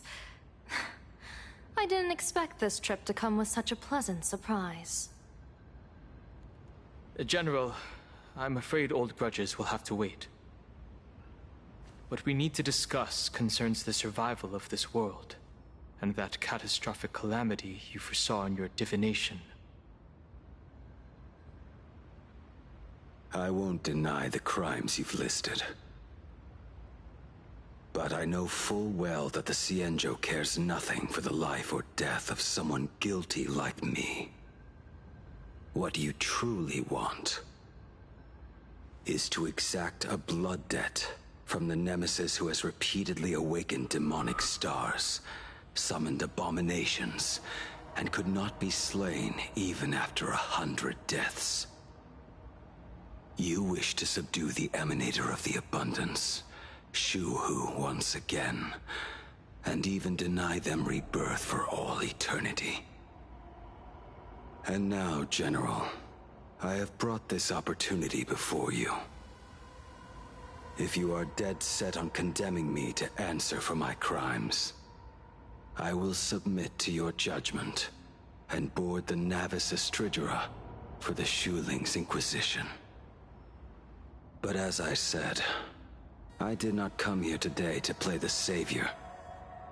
I came to stop the past from repeating itself, and to prevent our common enemy from having their way. General, if you do not want the fate of the Battle of the Fenghu from 30 years ago to fall at your feet, then you must believe what I am about to say. The happiness surgery, promoted by the Smile Society, utilizes none other than Shu-Hu's cells. Cells acquired from an unknown source.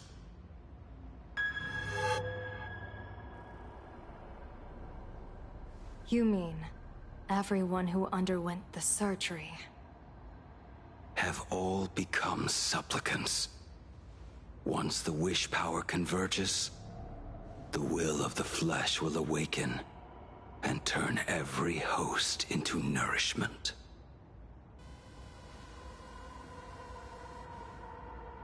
The one wearing the 8-legged mask is not a single person. It is an emanator of the abundance, dismembered and currently parasitizing the bodies of the masses here. Who on earth could have brought something so terrifying to plain Arcadia?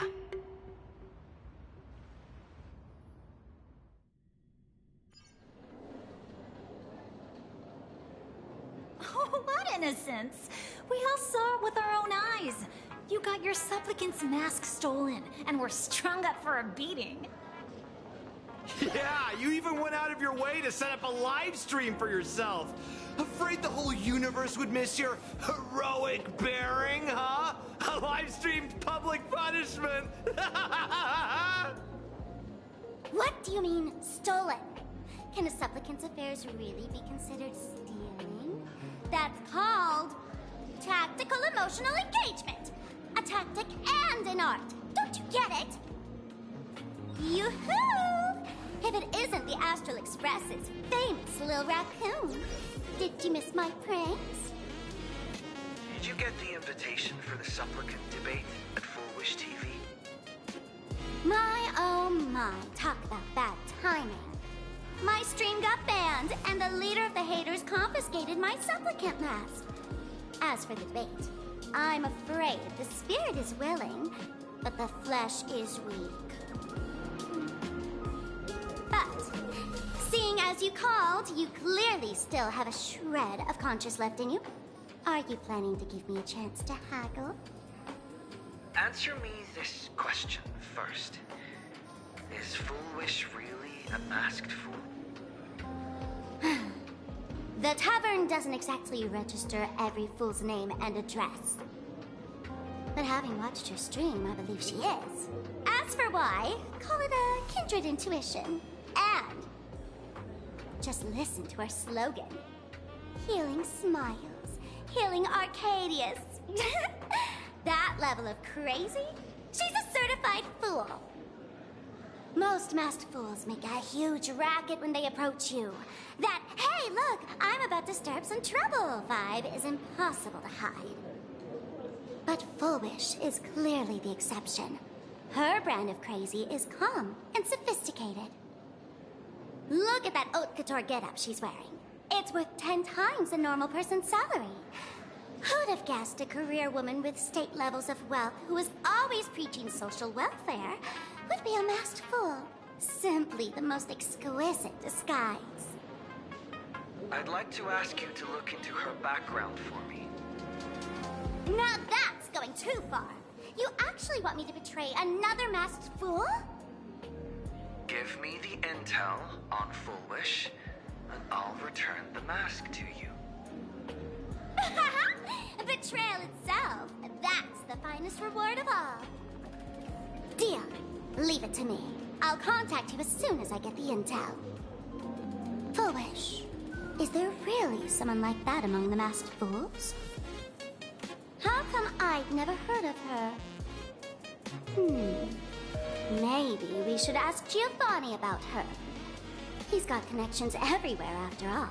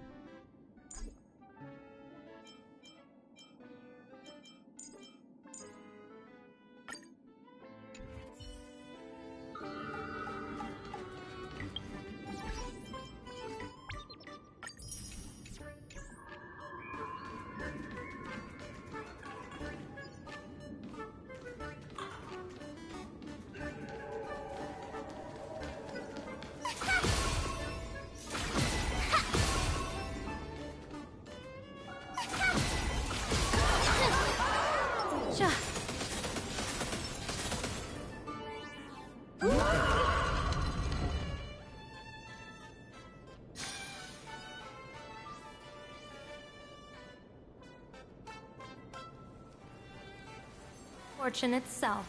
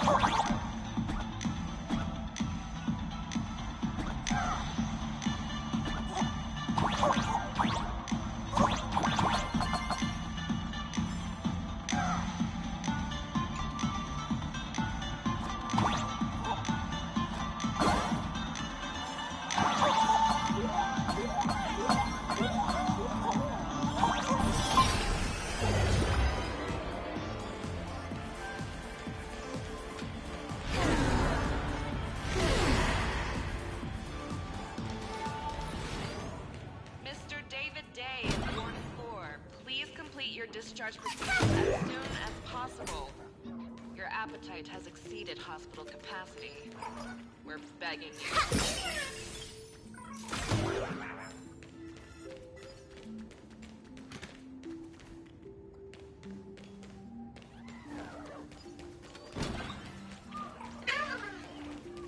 Attention all doctors and patients. Do not believe any information from this broadcast. I repeat, do not believe any information.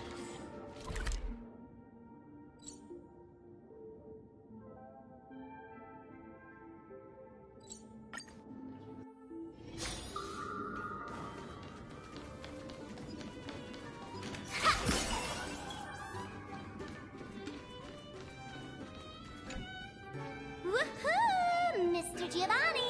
Long time no see. Miss Sparksy? You just looted Sparkle's entire inventory right from under my nose. How can you say long time no see? Please spare me. Just give me a straight answer. Whose collection are you planning to steal this time? Sparkle and I just had the reconciliation of the century. Let bygones be bygones. I'm actually here to ask for some serious advice. I swear, my hands are squeaky clean. Oh, do tell. Anything that can make you this serious must be fascinating. I want to ask about someone. Fullwish, the media tycoon who went on TV and invited all the supplicants. Is she really one of us? How come I've never seen her in the tavern? I know of her, but I've never actually seen her in the tavern.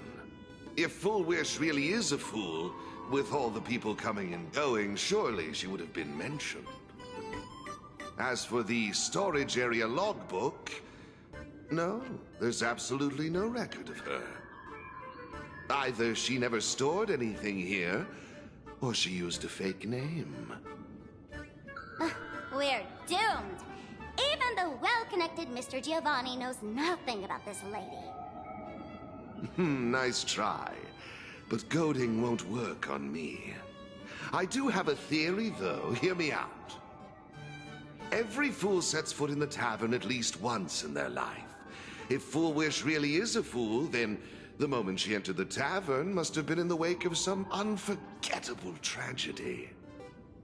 You mean the blood-stained games from 15 years ago? That's a tragedy which would leave a deep wound on a young girl's mind and soul. I get it. Maybe we should head to the hospital and dig up the girl's medical records. Gaven from the Department of Psychiatry. Please proceed to Consultation Room 7 immediately. We're one player short of the party.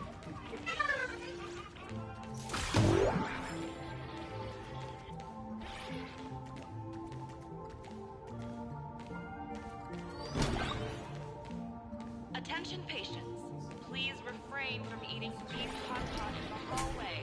If you wish to dine, please invite the host.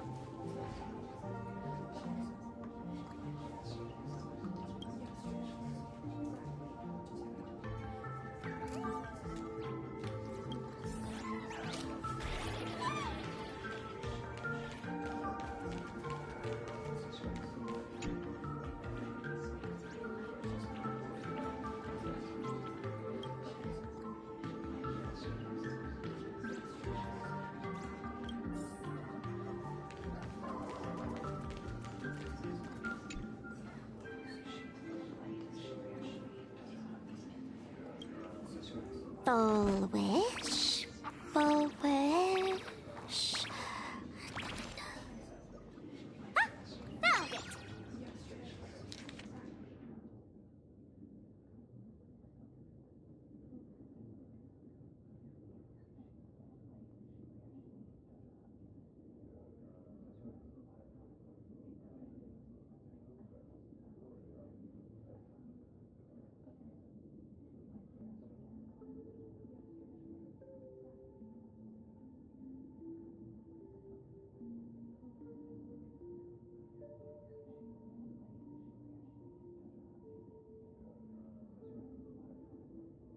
happiness syntax.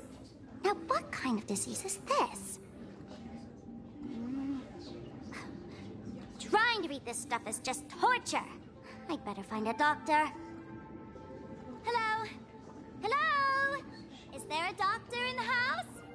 Calling all doctors! Well, if it isn't Patient Zero of the Sparksy Con. To think the Department of Aberration Defense still hasn't locked you up. Heaven truly is blind. Because of you, I was planning to skip town and leave Plain Arcadia overnight. I even booked the tickets. It's a good thing he was here. So, what's the emergency this time? What ailment are you going to pretend to have? Not me this time. It concerns an old case. The patient in these records. Ring a bell? Wait, you didn't actually buy that I'm a doctor, did you? Forget it. This patient you're asking about? I remember them. So, what kind of fool is Foolish? Looking back through the history of this hospital, there are countless characters who've turned this place upside down. But to tear the ceiling off on her very first visit? She's truly one of a kind. What exactly did she do? Hard to imagine she was still just a 16-year-old back then. And yet, she wanted to smash the fool's mask she'd just received into smithereens. Can a fool's mask be destroyed? Of course not! Though you'd know a thing or two about abusing masks, wouldn't you? Don't be ridiculous! I'd never be stupid enough to try and destroy my own masks. I just had to be heartless enough to abandon them. The mask is part of the fool's self. Unless the fool is reduced to ash, how could anything happen to it? There were even some fools nearby rubbernecking who decided to help out. But despite all their efforts, they only managed to make a single crack. And the power that erupted when the mask shattered also left a crack in the hospital wall. Ugh, I spent several days peeling those bungling fools off the walls, and half a month more repainting and restoring the place. Room rewind. Whoa! Is this the crack? Dr. Zhongshan, what's inside? Hard to say. Fools have tried walking in before, and well, they all went mad. They went mad? Yeah. Muttering to themselves, deliriously happy. No one knows what they saw, and I don't want to know. So I sealed the entrance. If you want to go in and take a peek, don't say I didn't warn you. Dangerous? What could possibly be more dangerous than little old adorable Sparksicle? Listen up, my dear Sparksheads. Sparksicle is about to take you on an exclusive expedition through this mysterious fissure. Smash that subscribe button so you don't get lost. Let's roll!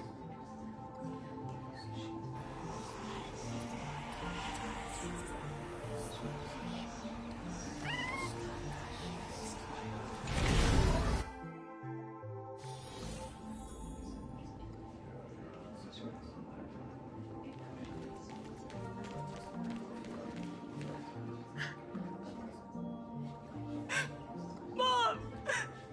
Dad! Everyone's gone! Why? Why am I still alive?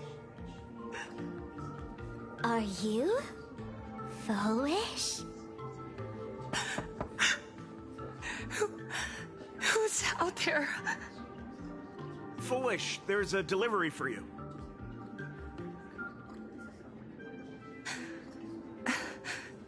This is... Who's this from? I didn't buy anything. Is this a mask? There's a piece of paper inside, too. What does it say? Tooth survivor. Welcome to the world's end?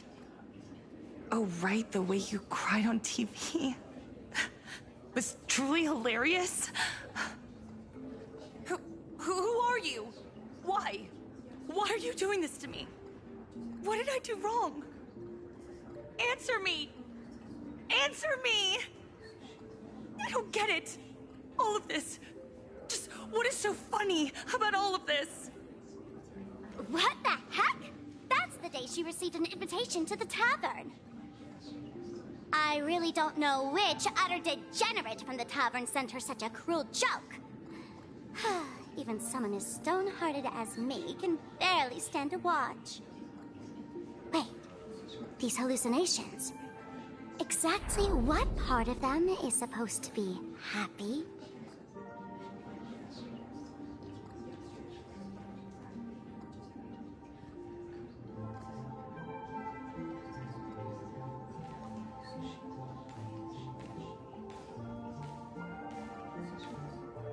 How did you get in? Never mind. That's not important. Welcome. Don't be afraid. Relax. You're that streamer who caused a scene at Graphia Academy, right? Whoa! Even a media mogul like you recognizes me? The first battle between supplicants made your name known to all. I can hear the desire in your heart, Miss Sparksy. You can hear my desire? You charged in here seeking answers, didn't you? To mercilessly tear the mask off another masked fool. See what card she's holding. You'll get your wish. Just like you, I obtained my own mask through a twist of fate. But unlike most of you, I don't even want to touch it. So, I'm not like you, with all your miraculous powers. I possess only one trivial little talent. I can hear the happiness you desire most, deep within your hearts. Happiness. My days are filled with happiness. But what about you? Are you all right? I saw what you've been through. You have my sympathy. Sympathy, yes. Dr. Zhongshan called it the happiness syntax. She mistook it for some kind of disease. But I say no. This is the blessing of the elation. Precisely because my past was so agonizing. The Divine allowed me to hear the happiness deep in everyone's hearts as a form of consolation. I can smell the pulsating desire within your heart, like sweet honey dripping from a comb. It travels along your nerves, dissolving into a syrupy, sticky sweetness. No surprise there. After all, I'm just a sweet girl whose sugar content is totally off the charts. But Miss Connoisseur, merely savoring the scent isn't enough. Are you planning to taste it for yourself? As you wish. Let us start tasting from the first bite. Recognition. Deep within your heart, you desire everyone's gaze to be filled with adoration. The secret you use to seduce the audience is the very same thing you crave yourself, isn't it? Correct. Next comes victory. The first supplicant battle was merely a minor setback. Without a doubt, once the mask is back in your hands, you will conquer the entire Phantasmoon games with ease. That's it! That's exactly how it should be!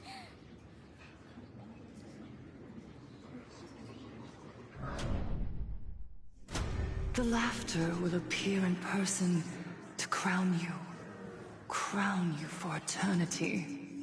They will weep and beg you to become the brand new eon of elation. And the end of all this is eternal fulfillment. It's so quiet. All that revelry is nothing but hollow noise, meant to fill the void before reaching this ultimate fulfillment. Come here, newborn god. Behold this world that belongs to you. It lies at your feet, submissive, humble, within your grasp. Jump down. Throw yourself at it. Embrace it. This paradise will become one with you, leaving no distinction between you.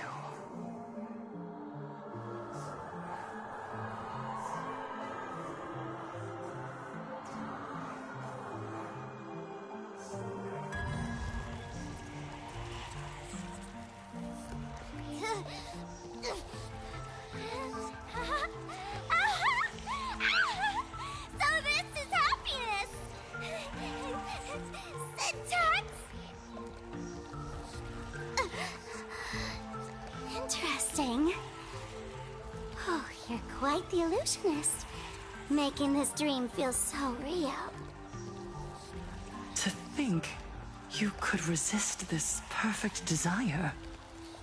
What a contradictory girl. You make me feel both pity and curiosity. Perfect! You've got it wrong. No matter how beautiful your illusion is, it can't change its essence. Once happiness is within easy reach, it becomes as bland as a cup of plain water. In our line of work, who hasn't tasted the true zest of life only after long torture? Satisfaction. Listen to me, you phony fool who can't even face your own mask. What we masked fools do best is distill pain into the strongest wine and spin despair into the maddest joke. Thanks for the sugar water. It tastes pretty bland. Since you refuse the sweet happiness I've offered, I have no choice but to insist you drink the bitter wine of punishment. How about this, Miss Connoisseur? Why don't you have a taste of my spirits? Welcome to the live stream! Lane Arcadia, Happiness Syntax, Honkai chapter, starts now! Oh, too bad. 0 viewers.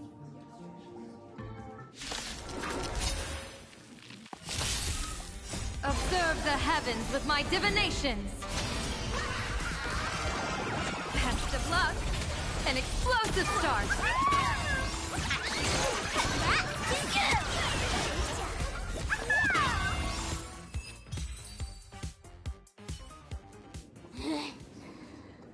Not exactly tough, just overwhelming in sheer volume. Honestly, it's enough to exhaust even a fool. Suffering all this just for a mask? Definitely not a good trade. Tiny little fool! Why did you break my toy? Oh, not even pretending anymore, huh? I should have known. Full Wish was only ever a puppet placed in the spotlight. So tell me, puppeteer in the shadows, what are you supposed to be?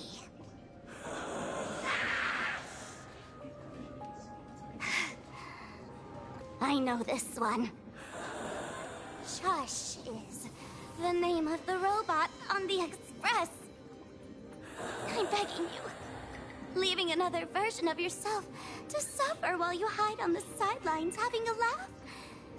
That's just low. Low! Look at you! Nice going. We've really poked a massive hornet's nest this time. Let's fight our way out together!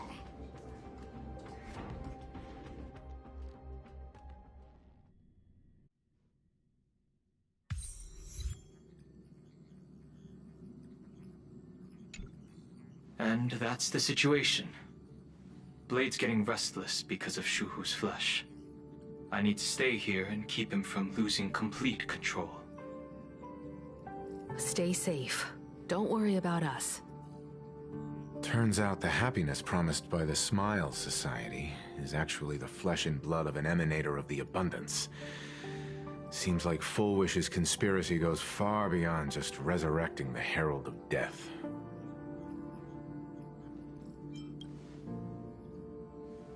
She went to find a way to cure the patients.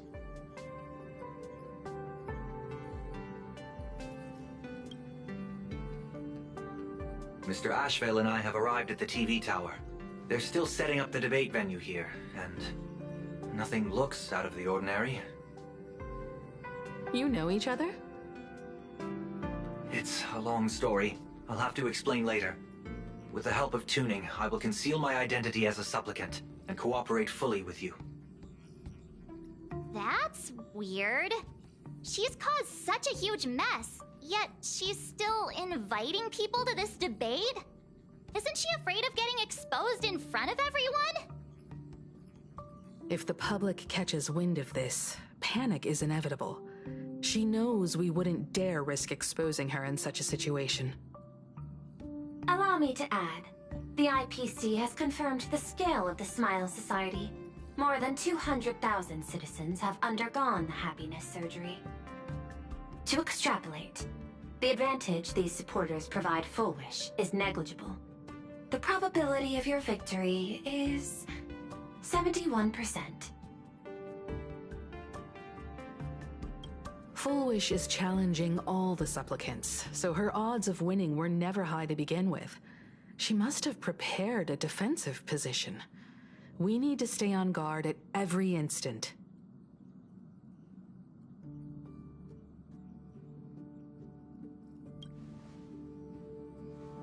I will publicly decline the invitation and prioritize the abundance anomaly. Logic. Plain Arcadia needs a CEO right now, more than it needs a supplicant. If the situation spirals out of control, I will immediately terminate the Phantasmoon Games. But until then, the PR department will do its utmost to support you and defuse Full Wish's PR offensive. That should be enough. Thank you. Danger lurks everywhere right now. I don't think it's wise for all of us to rush to Seafeld City. March and I will stay in Duo-Mention City, just in case something goes wrong. Oh, right. We gotta watch the Express. It'd be a disaster if someone tried to steal our home. Besides, debates aren't really my thing.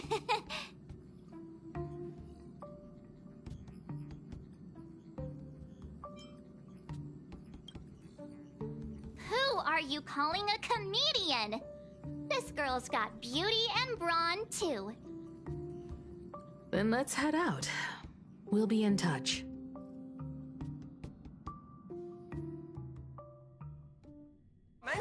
Leisure comes easy. Pity that I struggle to keep my sights on the present. The next stop is Wahaha Grand Theater. The train will depart shortly. Please mind the gap between the train and the platform and keep an eye on your personal The belongings. intertwining of fate.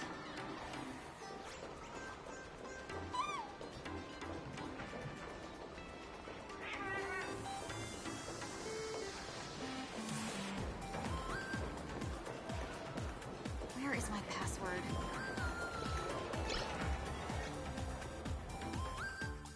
Attention. Leisure. I didn't expect Plain Arcadia to have a spot as peaceful as this. I guess there are pros and cons. Even after all these years, public transport around here is still a huge hassle. The TV tower is still a fair distance away. We'll have to walk the rest of the way.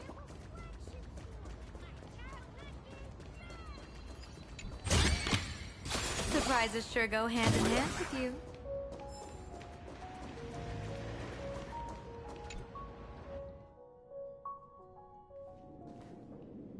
We're here.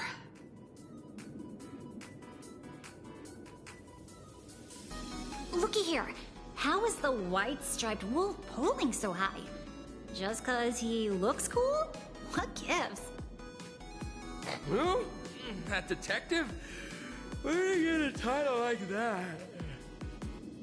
Oh, that special program? It's wrapping up already. By the way, when was the deadline again? Yesterday.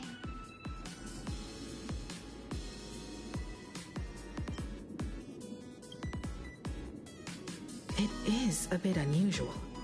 We should be on our guard. I'm not a supplicant, so I can't go up on stage with you later.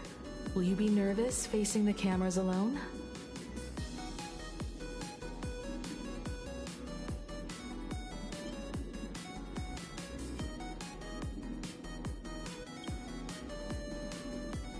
Now that's unexpected, especially from someone who's weathered so many big moments. Don't worry, I'll always be standing right where you can see me. Then let's go find Sunday and the others.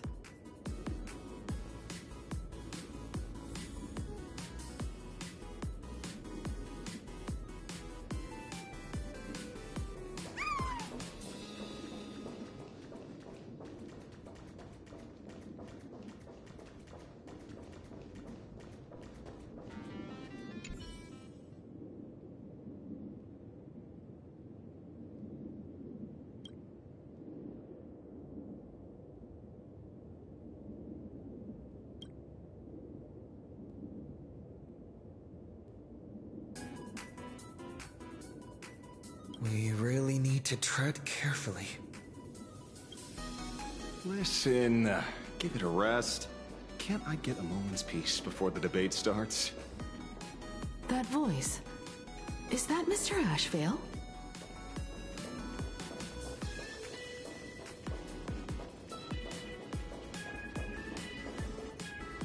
This is a disaster.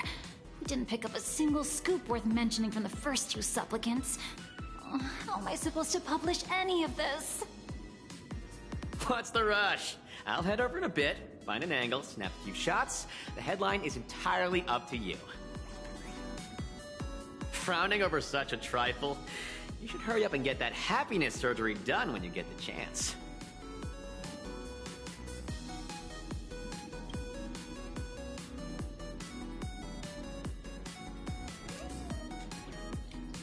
Hey!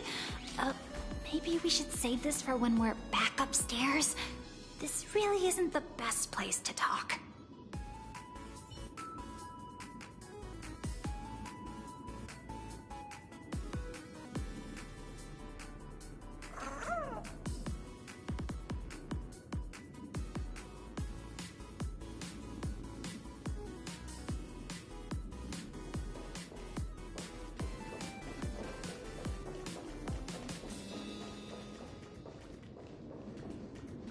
What's going on? Blue chips are out of stock again? What can you do? Those are blue chips we're talking about. An Arcadia bestseller for over a decade. One bite drops you into a whole new world of crunch. Exquisite! A taste sent from another dimension! Is this a film set or something?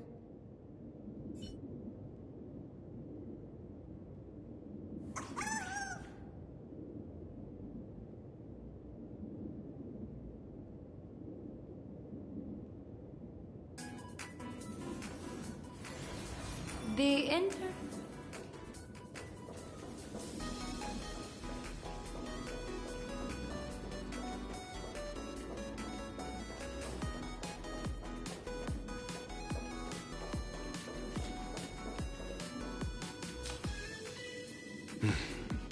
Miss Himiko. We meet again, you two. And you're about to be on TV. Aren't you going to change into something a little sharper?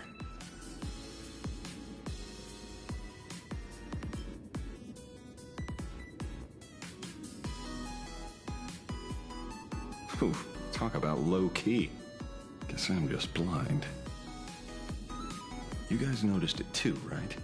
The entire first floor of the TV tower is one big set arranged by Full Wish. A live stream broadcast. Those two look busy, but they haven't taken their eyes off us.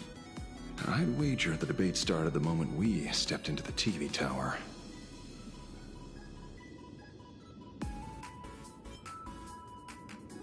While we're still preparing, she's baiting us into revealing a weakness. Fair debate? Not a single word out of Full Wish's mouth is going to be true. Speaking of which, I didn't expect you two to take action together.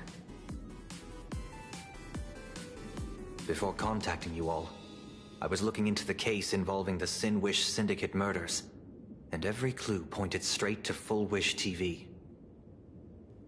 The Sin Wish Syndicate? Exactly. When I accepted this mask, I promised to make a name for them. Since that's no longer possible, the least I can do is uncover the truth on their behalf. You nameless sure are a bunch of stand-up folks.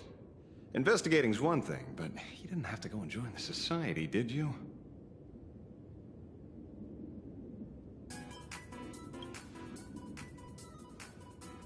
There are personal reasons, too. The loss of pain being considered happiness. That's always made me keep a close eye on the Smile Society. Unfortunately, the regular members know almost nothing. I couldn't find any clues related to the abundance. But regarding the surgery, they did leave behind some clues.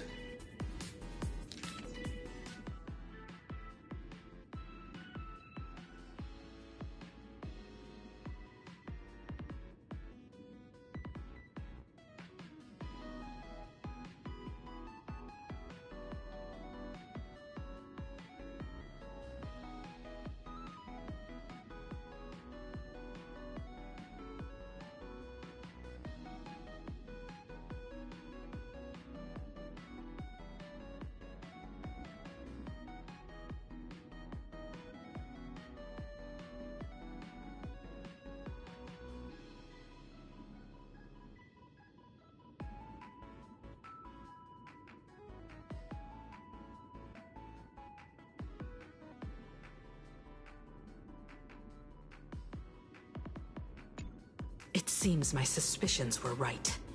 Not everyone joined of their own free will. Rather than offering comfort, the Happiness Research Society amplified their craving for it. When everyone around you is praying for happiness, refusing to join begins to feel like a kind of original sin. Do they not manipulate the hearts of others using the very same terror and dreams? Even if I weren't a supplicant, I wouldn't stand idly by. So, she doesn't stand a chance in the debate then? She's ticked off so many heavy hitters. I really thought she'd have some smarter tricks up her sleeve.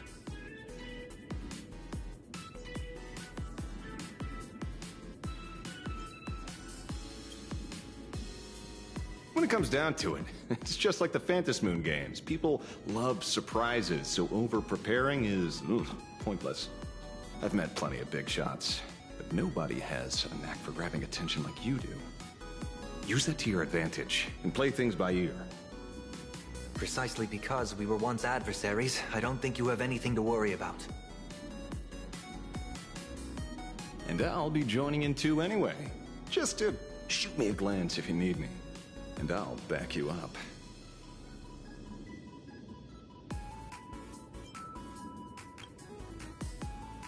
Don't put too much pressure on yourself. Those obsessed with winning are usually the ones who lose. When I left Plain Arcadia, someone once said this to me. When moving forward, never ask too many questions. The moment we stop to think, doubt seeps in. Fear of becoming a laughingstock or of being rejected. It sounds absurd, yet that's how people are. Don't let the word debate lead you astray. Just be yourself, as you always have been. When it comes to you, my faith is unwavering.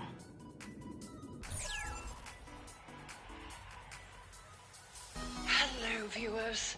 I regret that we must meet under these circumstances. This is an emergency broadcast. A supplicant is attacking Seafeld City with the power of the Harmony.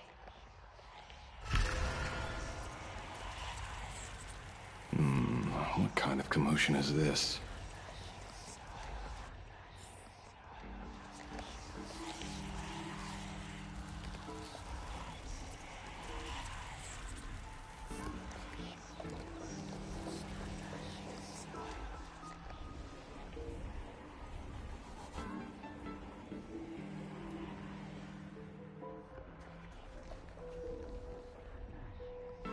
What?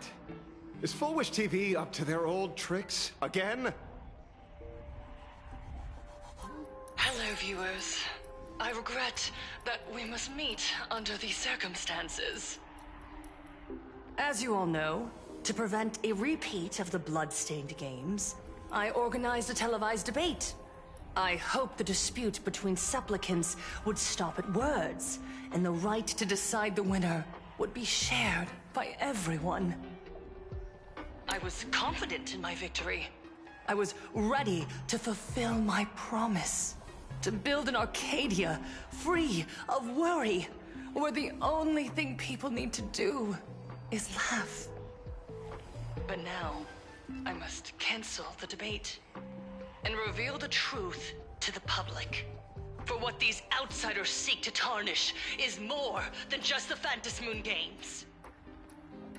I implore all citizens, do not panic at the footage to follow. We are facing an unprecedented danger. But this is not a time for despair. Our reporter in Seafeld City captured this scene. This man should be no stranger to you. His name is Don Hung, a member of the Astral Express and a renowned hero. And yet, accompanying him is none other than the Cianzhou's wanted criminal, the Stellaron hunter Blade. Rumor has it, he was once tainted by the flesh of the Abundance and could go berserk at any moment. Back then, I trusted the Astral Express, figuring this was just a simple capture operation. But a short while ago, I found members of the Smile Society infected with the flesh and blood of the Abundance. Only then did I realize what sort of conspiracy I was being dragged into. Aside from the Trailblazer, there's another supplicant aboard the Astral Express who used an alias not too long ago to infiltrate the Smile Society. But his true identity reveals him to be an interstellar fugitive, a member of the family, Sunday. And by sheer coincidence, he traveled with the IPC-backed Ashvale, arriving at the debate venue together. Ladies and gentlemen, I won't summarize this, lest my own views mislead you. I will only present the indisputable facts for your judgment. May the Master of Elation bless us all.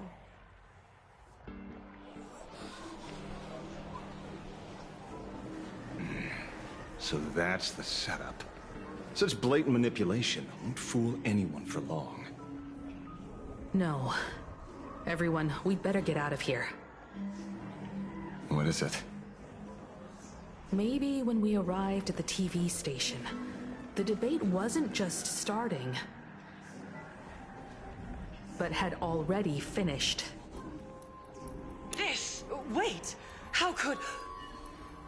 Viewers, we interrupt with an emergency announcement. The Department of Aberration Defense has confirmed that the power causing the flesh of the Abundance to become infectious originates from the Harmony.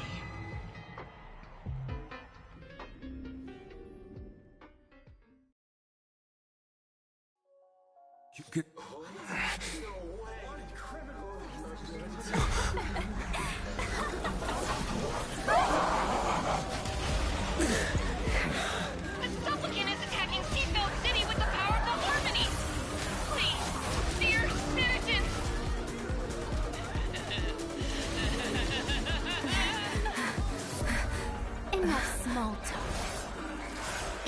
time to fulfill my duty. Let us become one, sharing boundless elation. Pure happiness. Can you find the answer? Stars favor us. 体ボルグ逃げ場はない One dose of happiness. Let's topple the bliss.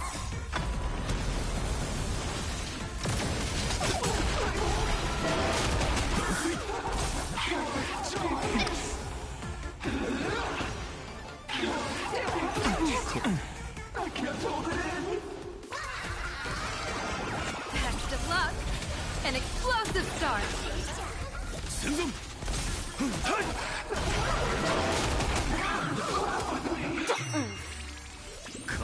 ボルグどこに行く Here! Soaring above the lands, this is permanence!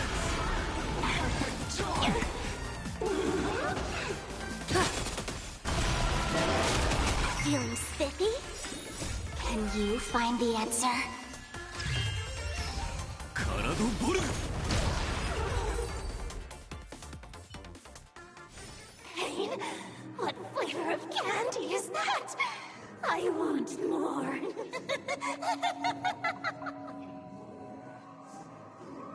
Their senses have become completely distorted. Come closer. Just a little more. Is he dead? No, the flesh is regenerating. It won't be long before he gets back up, no matter how many times he is killed. In that case, he is certainly worthy of the great wheel fortune hanging over his head. So this is Full Wish's goal? To twist citizens implanted with Shuhu's cells into giggling abominations, and wage war on every supplicant? It's horrifying to be sure, but... Full Wish is a mere mortal. How exactly did she do it? General, please do not call them that. These people are nothing like the denizens of abundance you're familiar with. They are just normal people of Seafeld City, struggling with the grind of daily survival. They don't have the strength you and I possess, nor have they ever seen the world outside of plain Arcadia. They just want to stop and catch their breath, even if that breath is poison coughed up by Full Wish. You're right. They deserved sanctuary. But right now, there's another group of people who need our protection. Since we have the power, let's do something. Whether for the survivors or the victims. You were the referee of the Phantom Moon Games. Even if you were forced off the field by underhanded means, surely you retained some right of arbitration. Now the land is overrun by walking corpses, and the people are plunged into misery. Are you telling me the supplicant who committed such atrocities still hasn't committed a foul? This is merely a common occurrence in a game that has lasted thousands of years. Calamity. So long as the supplicant can draw wish power to fill the Phantom Moon, the game knows no taboos. The Master of Elation allows supplicants to enact the utmost benevolence, beauty, truth, greed, and absurdity, even the utmost evil. Then where, exactly, do the boundaries of the Phantom Moon Games lie? Since when do Aha's games ever have boundaries? You don't understand, General.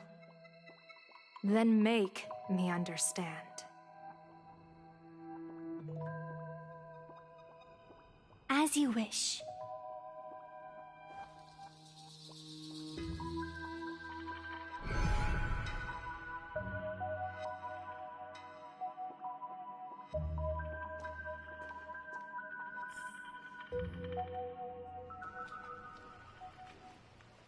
I wonder if you've heard of the tragedy of the bloodstained games from 15 years ago, General.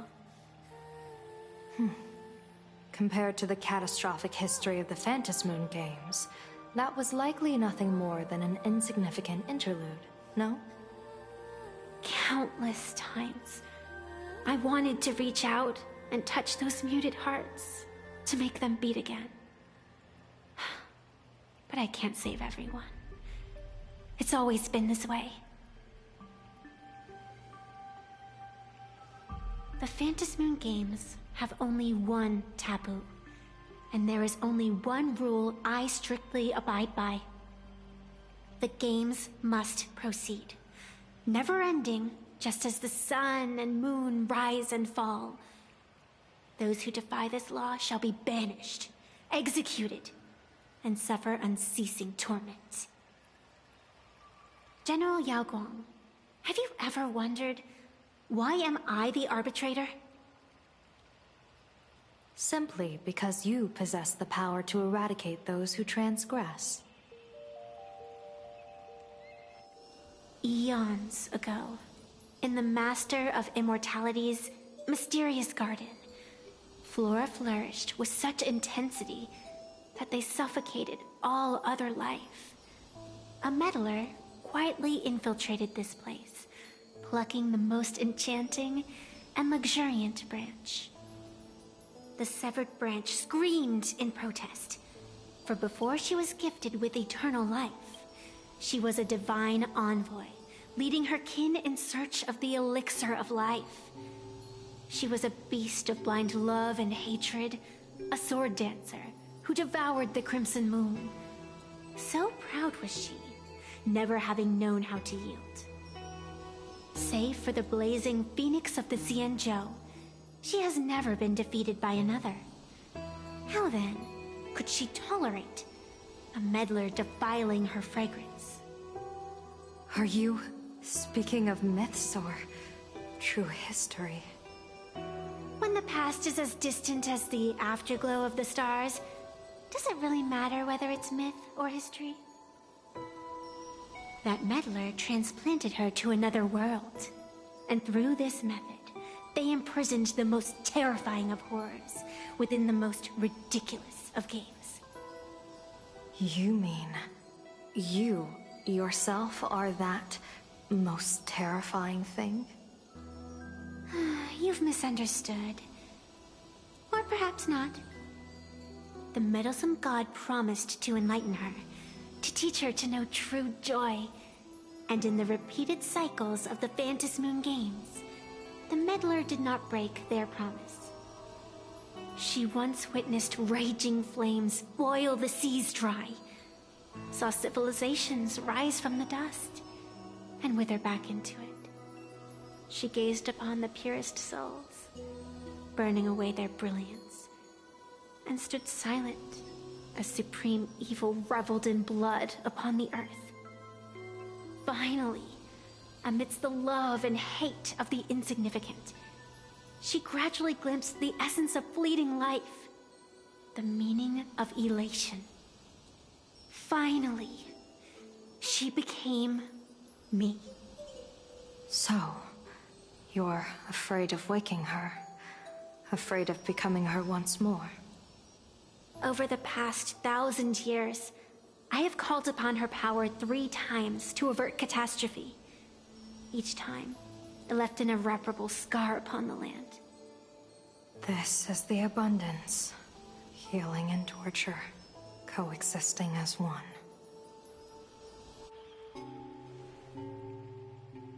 Even knowing everything, would you still have me wear that fox mask and exercise the authority of arbitration? Miss Evanescia, what you are terrified of is not this fox mask. Quite the opposite. Evanescia is the mask you wear. What you are terrified of is your true self. I too was once terrified of my mask. Your mask? A mask, known as Arbiter General. Whenever the tides of war demand it, I have no choice but to don it. To become that slaughtering general, coldly watching blood and tears be shed, plotting and divining beneath the astral charts, even accepting the scorn of bereaved orphans, all to ensure the Luxero is loosed. I don't understand. As a general of the Xianzhou, why have you urged me all this time, urged this creation of the abundance, to reveal its true form? It's laughable, really.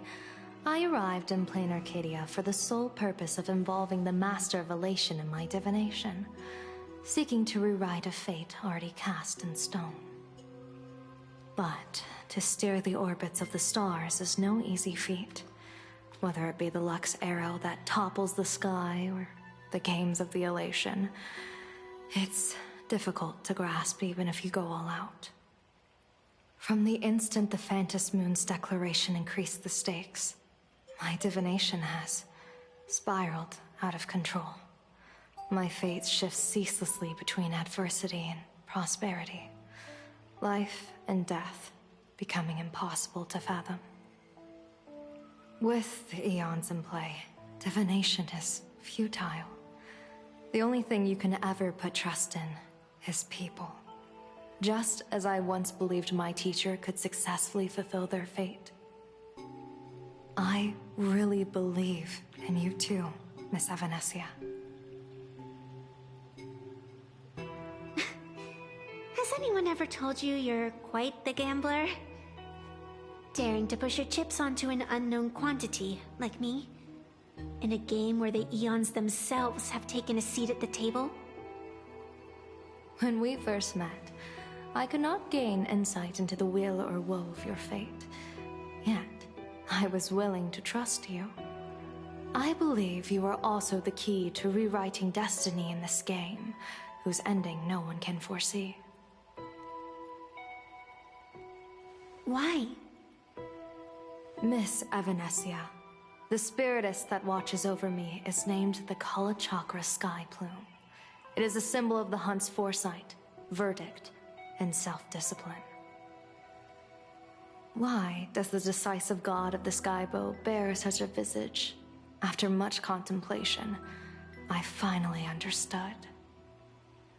If the value of discipline was understood, the creations of the abundance need not be abominations. And without temperance, the consequences of the hunt are no different from destruction. I am not some gambler, nor am I an ant beneath the gaze of the eons. I was the one who offered up a piece of my own insignificant fate, forging their trajectories. The situation outside is volatile. We don't have a second to spare for idle chatter.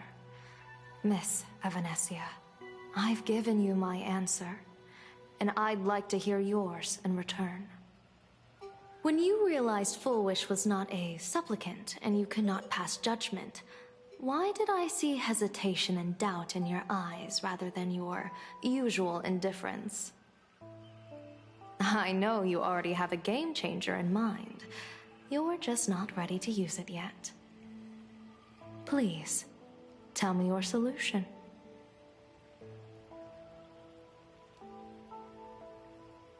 As you wish.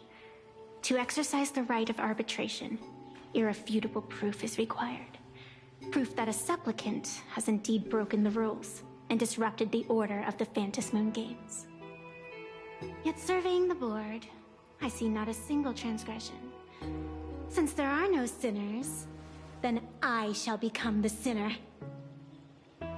General Yao Guang, you once asked me, where do the boundaries of the Phantom Moon Games lie? Well, here's my answer.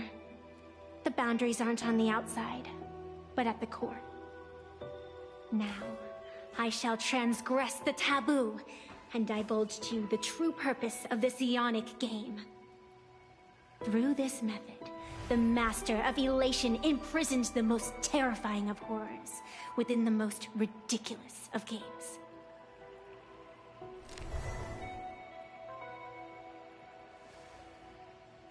The terror slumbering at the heart of plain Arcadia is...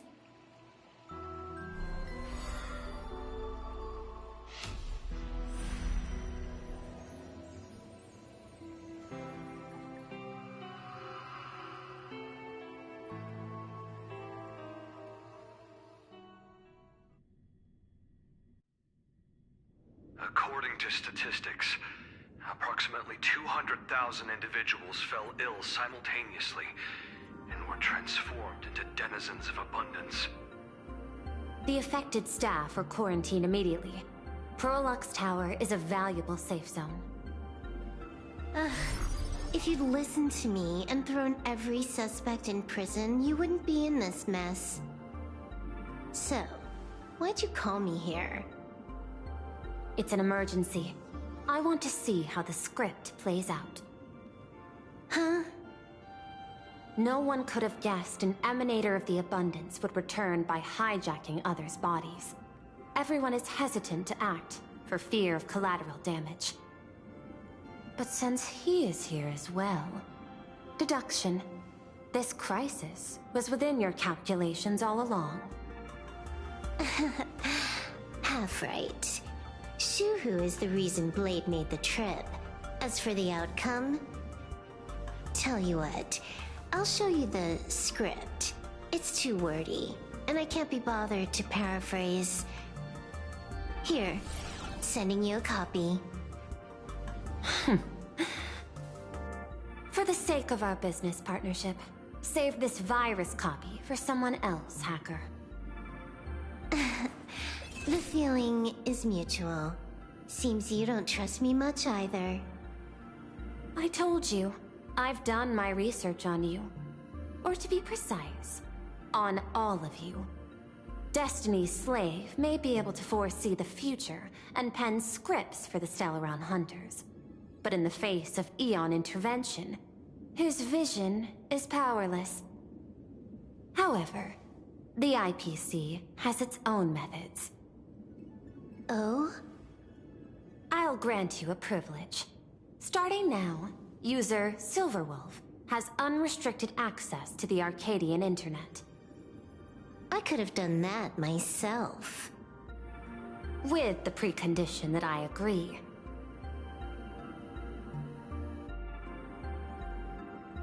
I want you to hack into the internet, trace the source of the Joy Ascendant contagion, and figure out the catalyst and transmission vectors.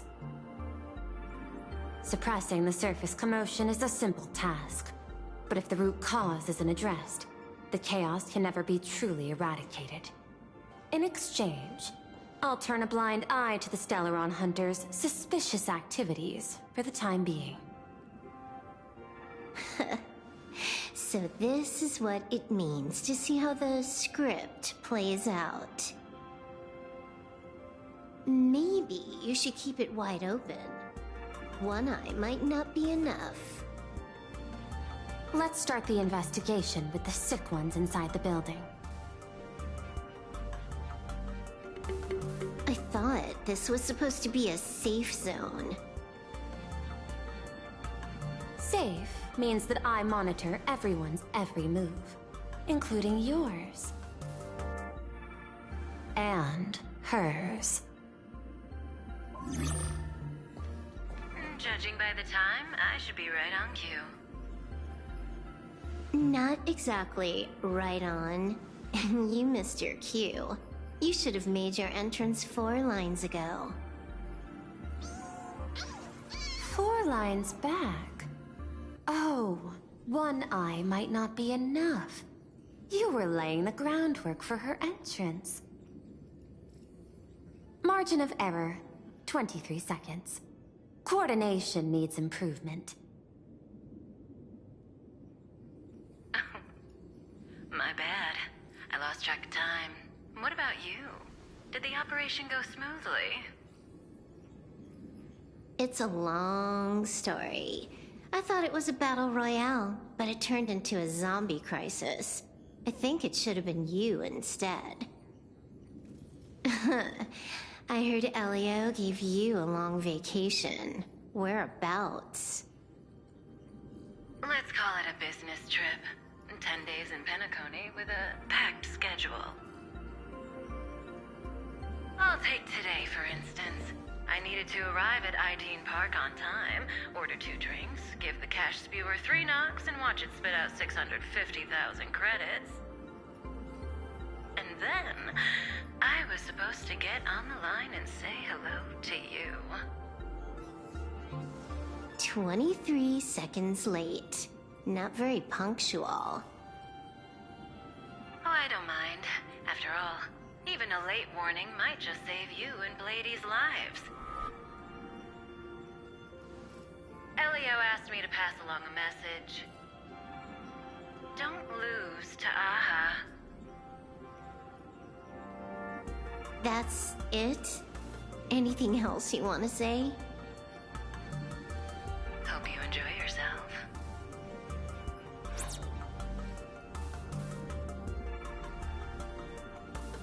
What secret messages have you been sending? Nothing. We've said everything we needed to say. If you think there's more to it, that's just because you don't know us well enough yet. I don't deny that. But I will sooner or later. Jade warned me. Never underestimate the enemy.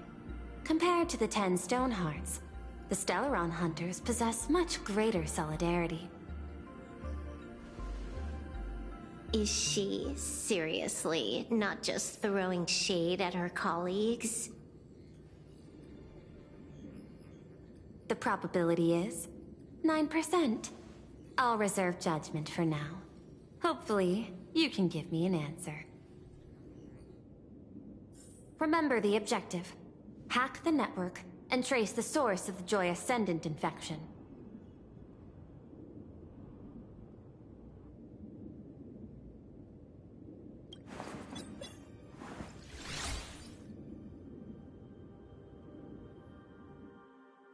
When you access the network, data's going to flood your mind.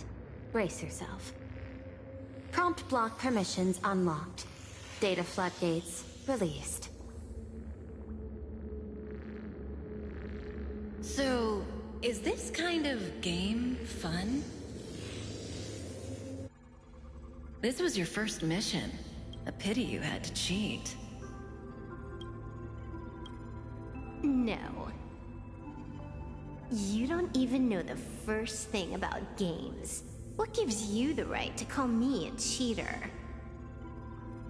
You handed over that cartridge willingly. Why did you steal it back? I just took it back to play with. Saying steal, that's so hurtful. Besides, you guys just left it casually lying around in the vault. Fine. You think we were careless? Well, next time we won't be. I'll put it in a containment room at Pierpoint. Go ahead and try borrowing it then. Nice idea, but the execution's a no-go. You guys can't even get in there without me. By the way, I changed the passcode for this cell too. 1337. I can leave whenever I want. Oh. Is this the skill of a top-tier hacker?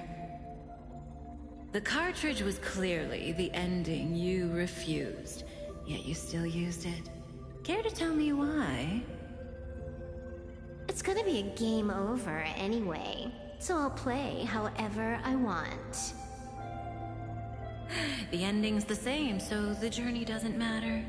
Sounds more like you're just making excuses for yourself.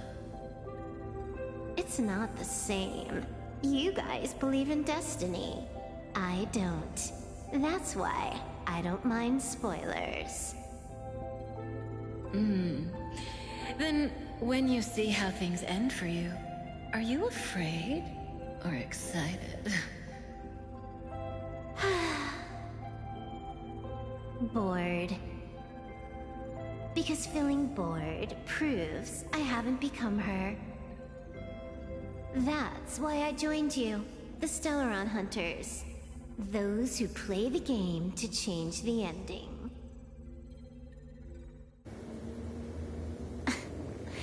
Why am I suddenly thinking about that?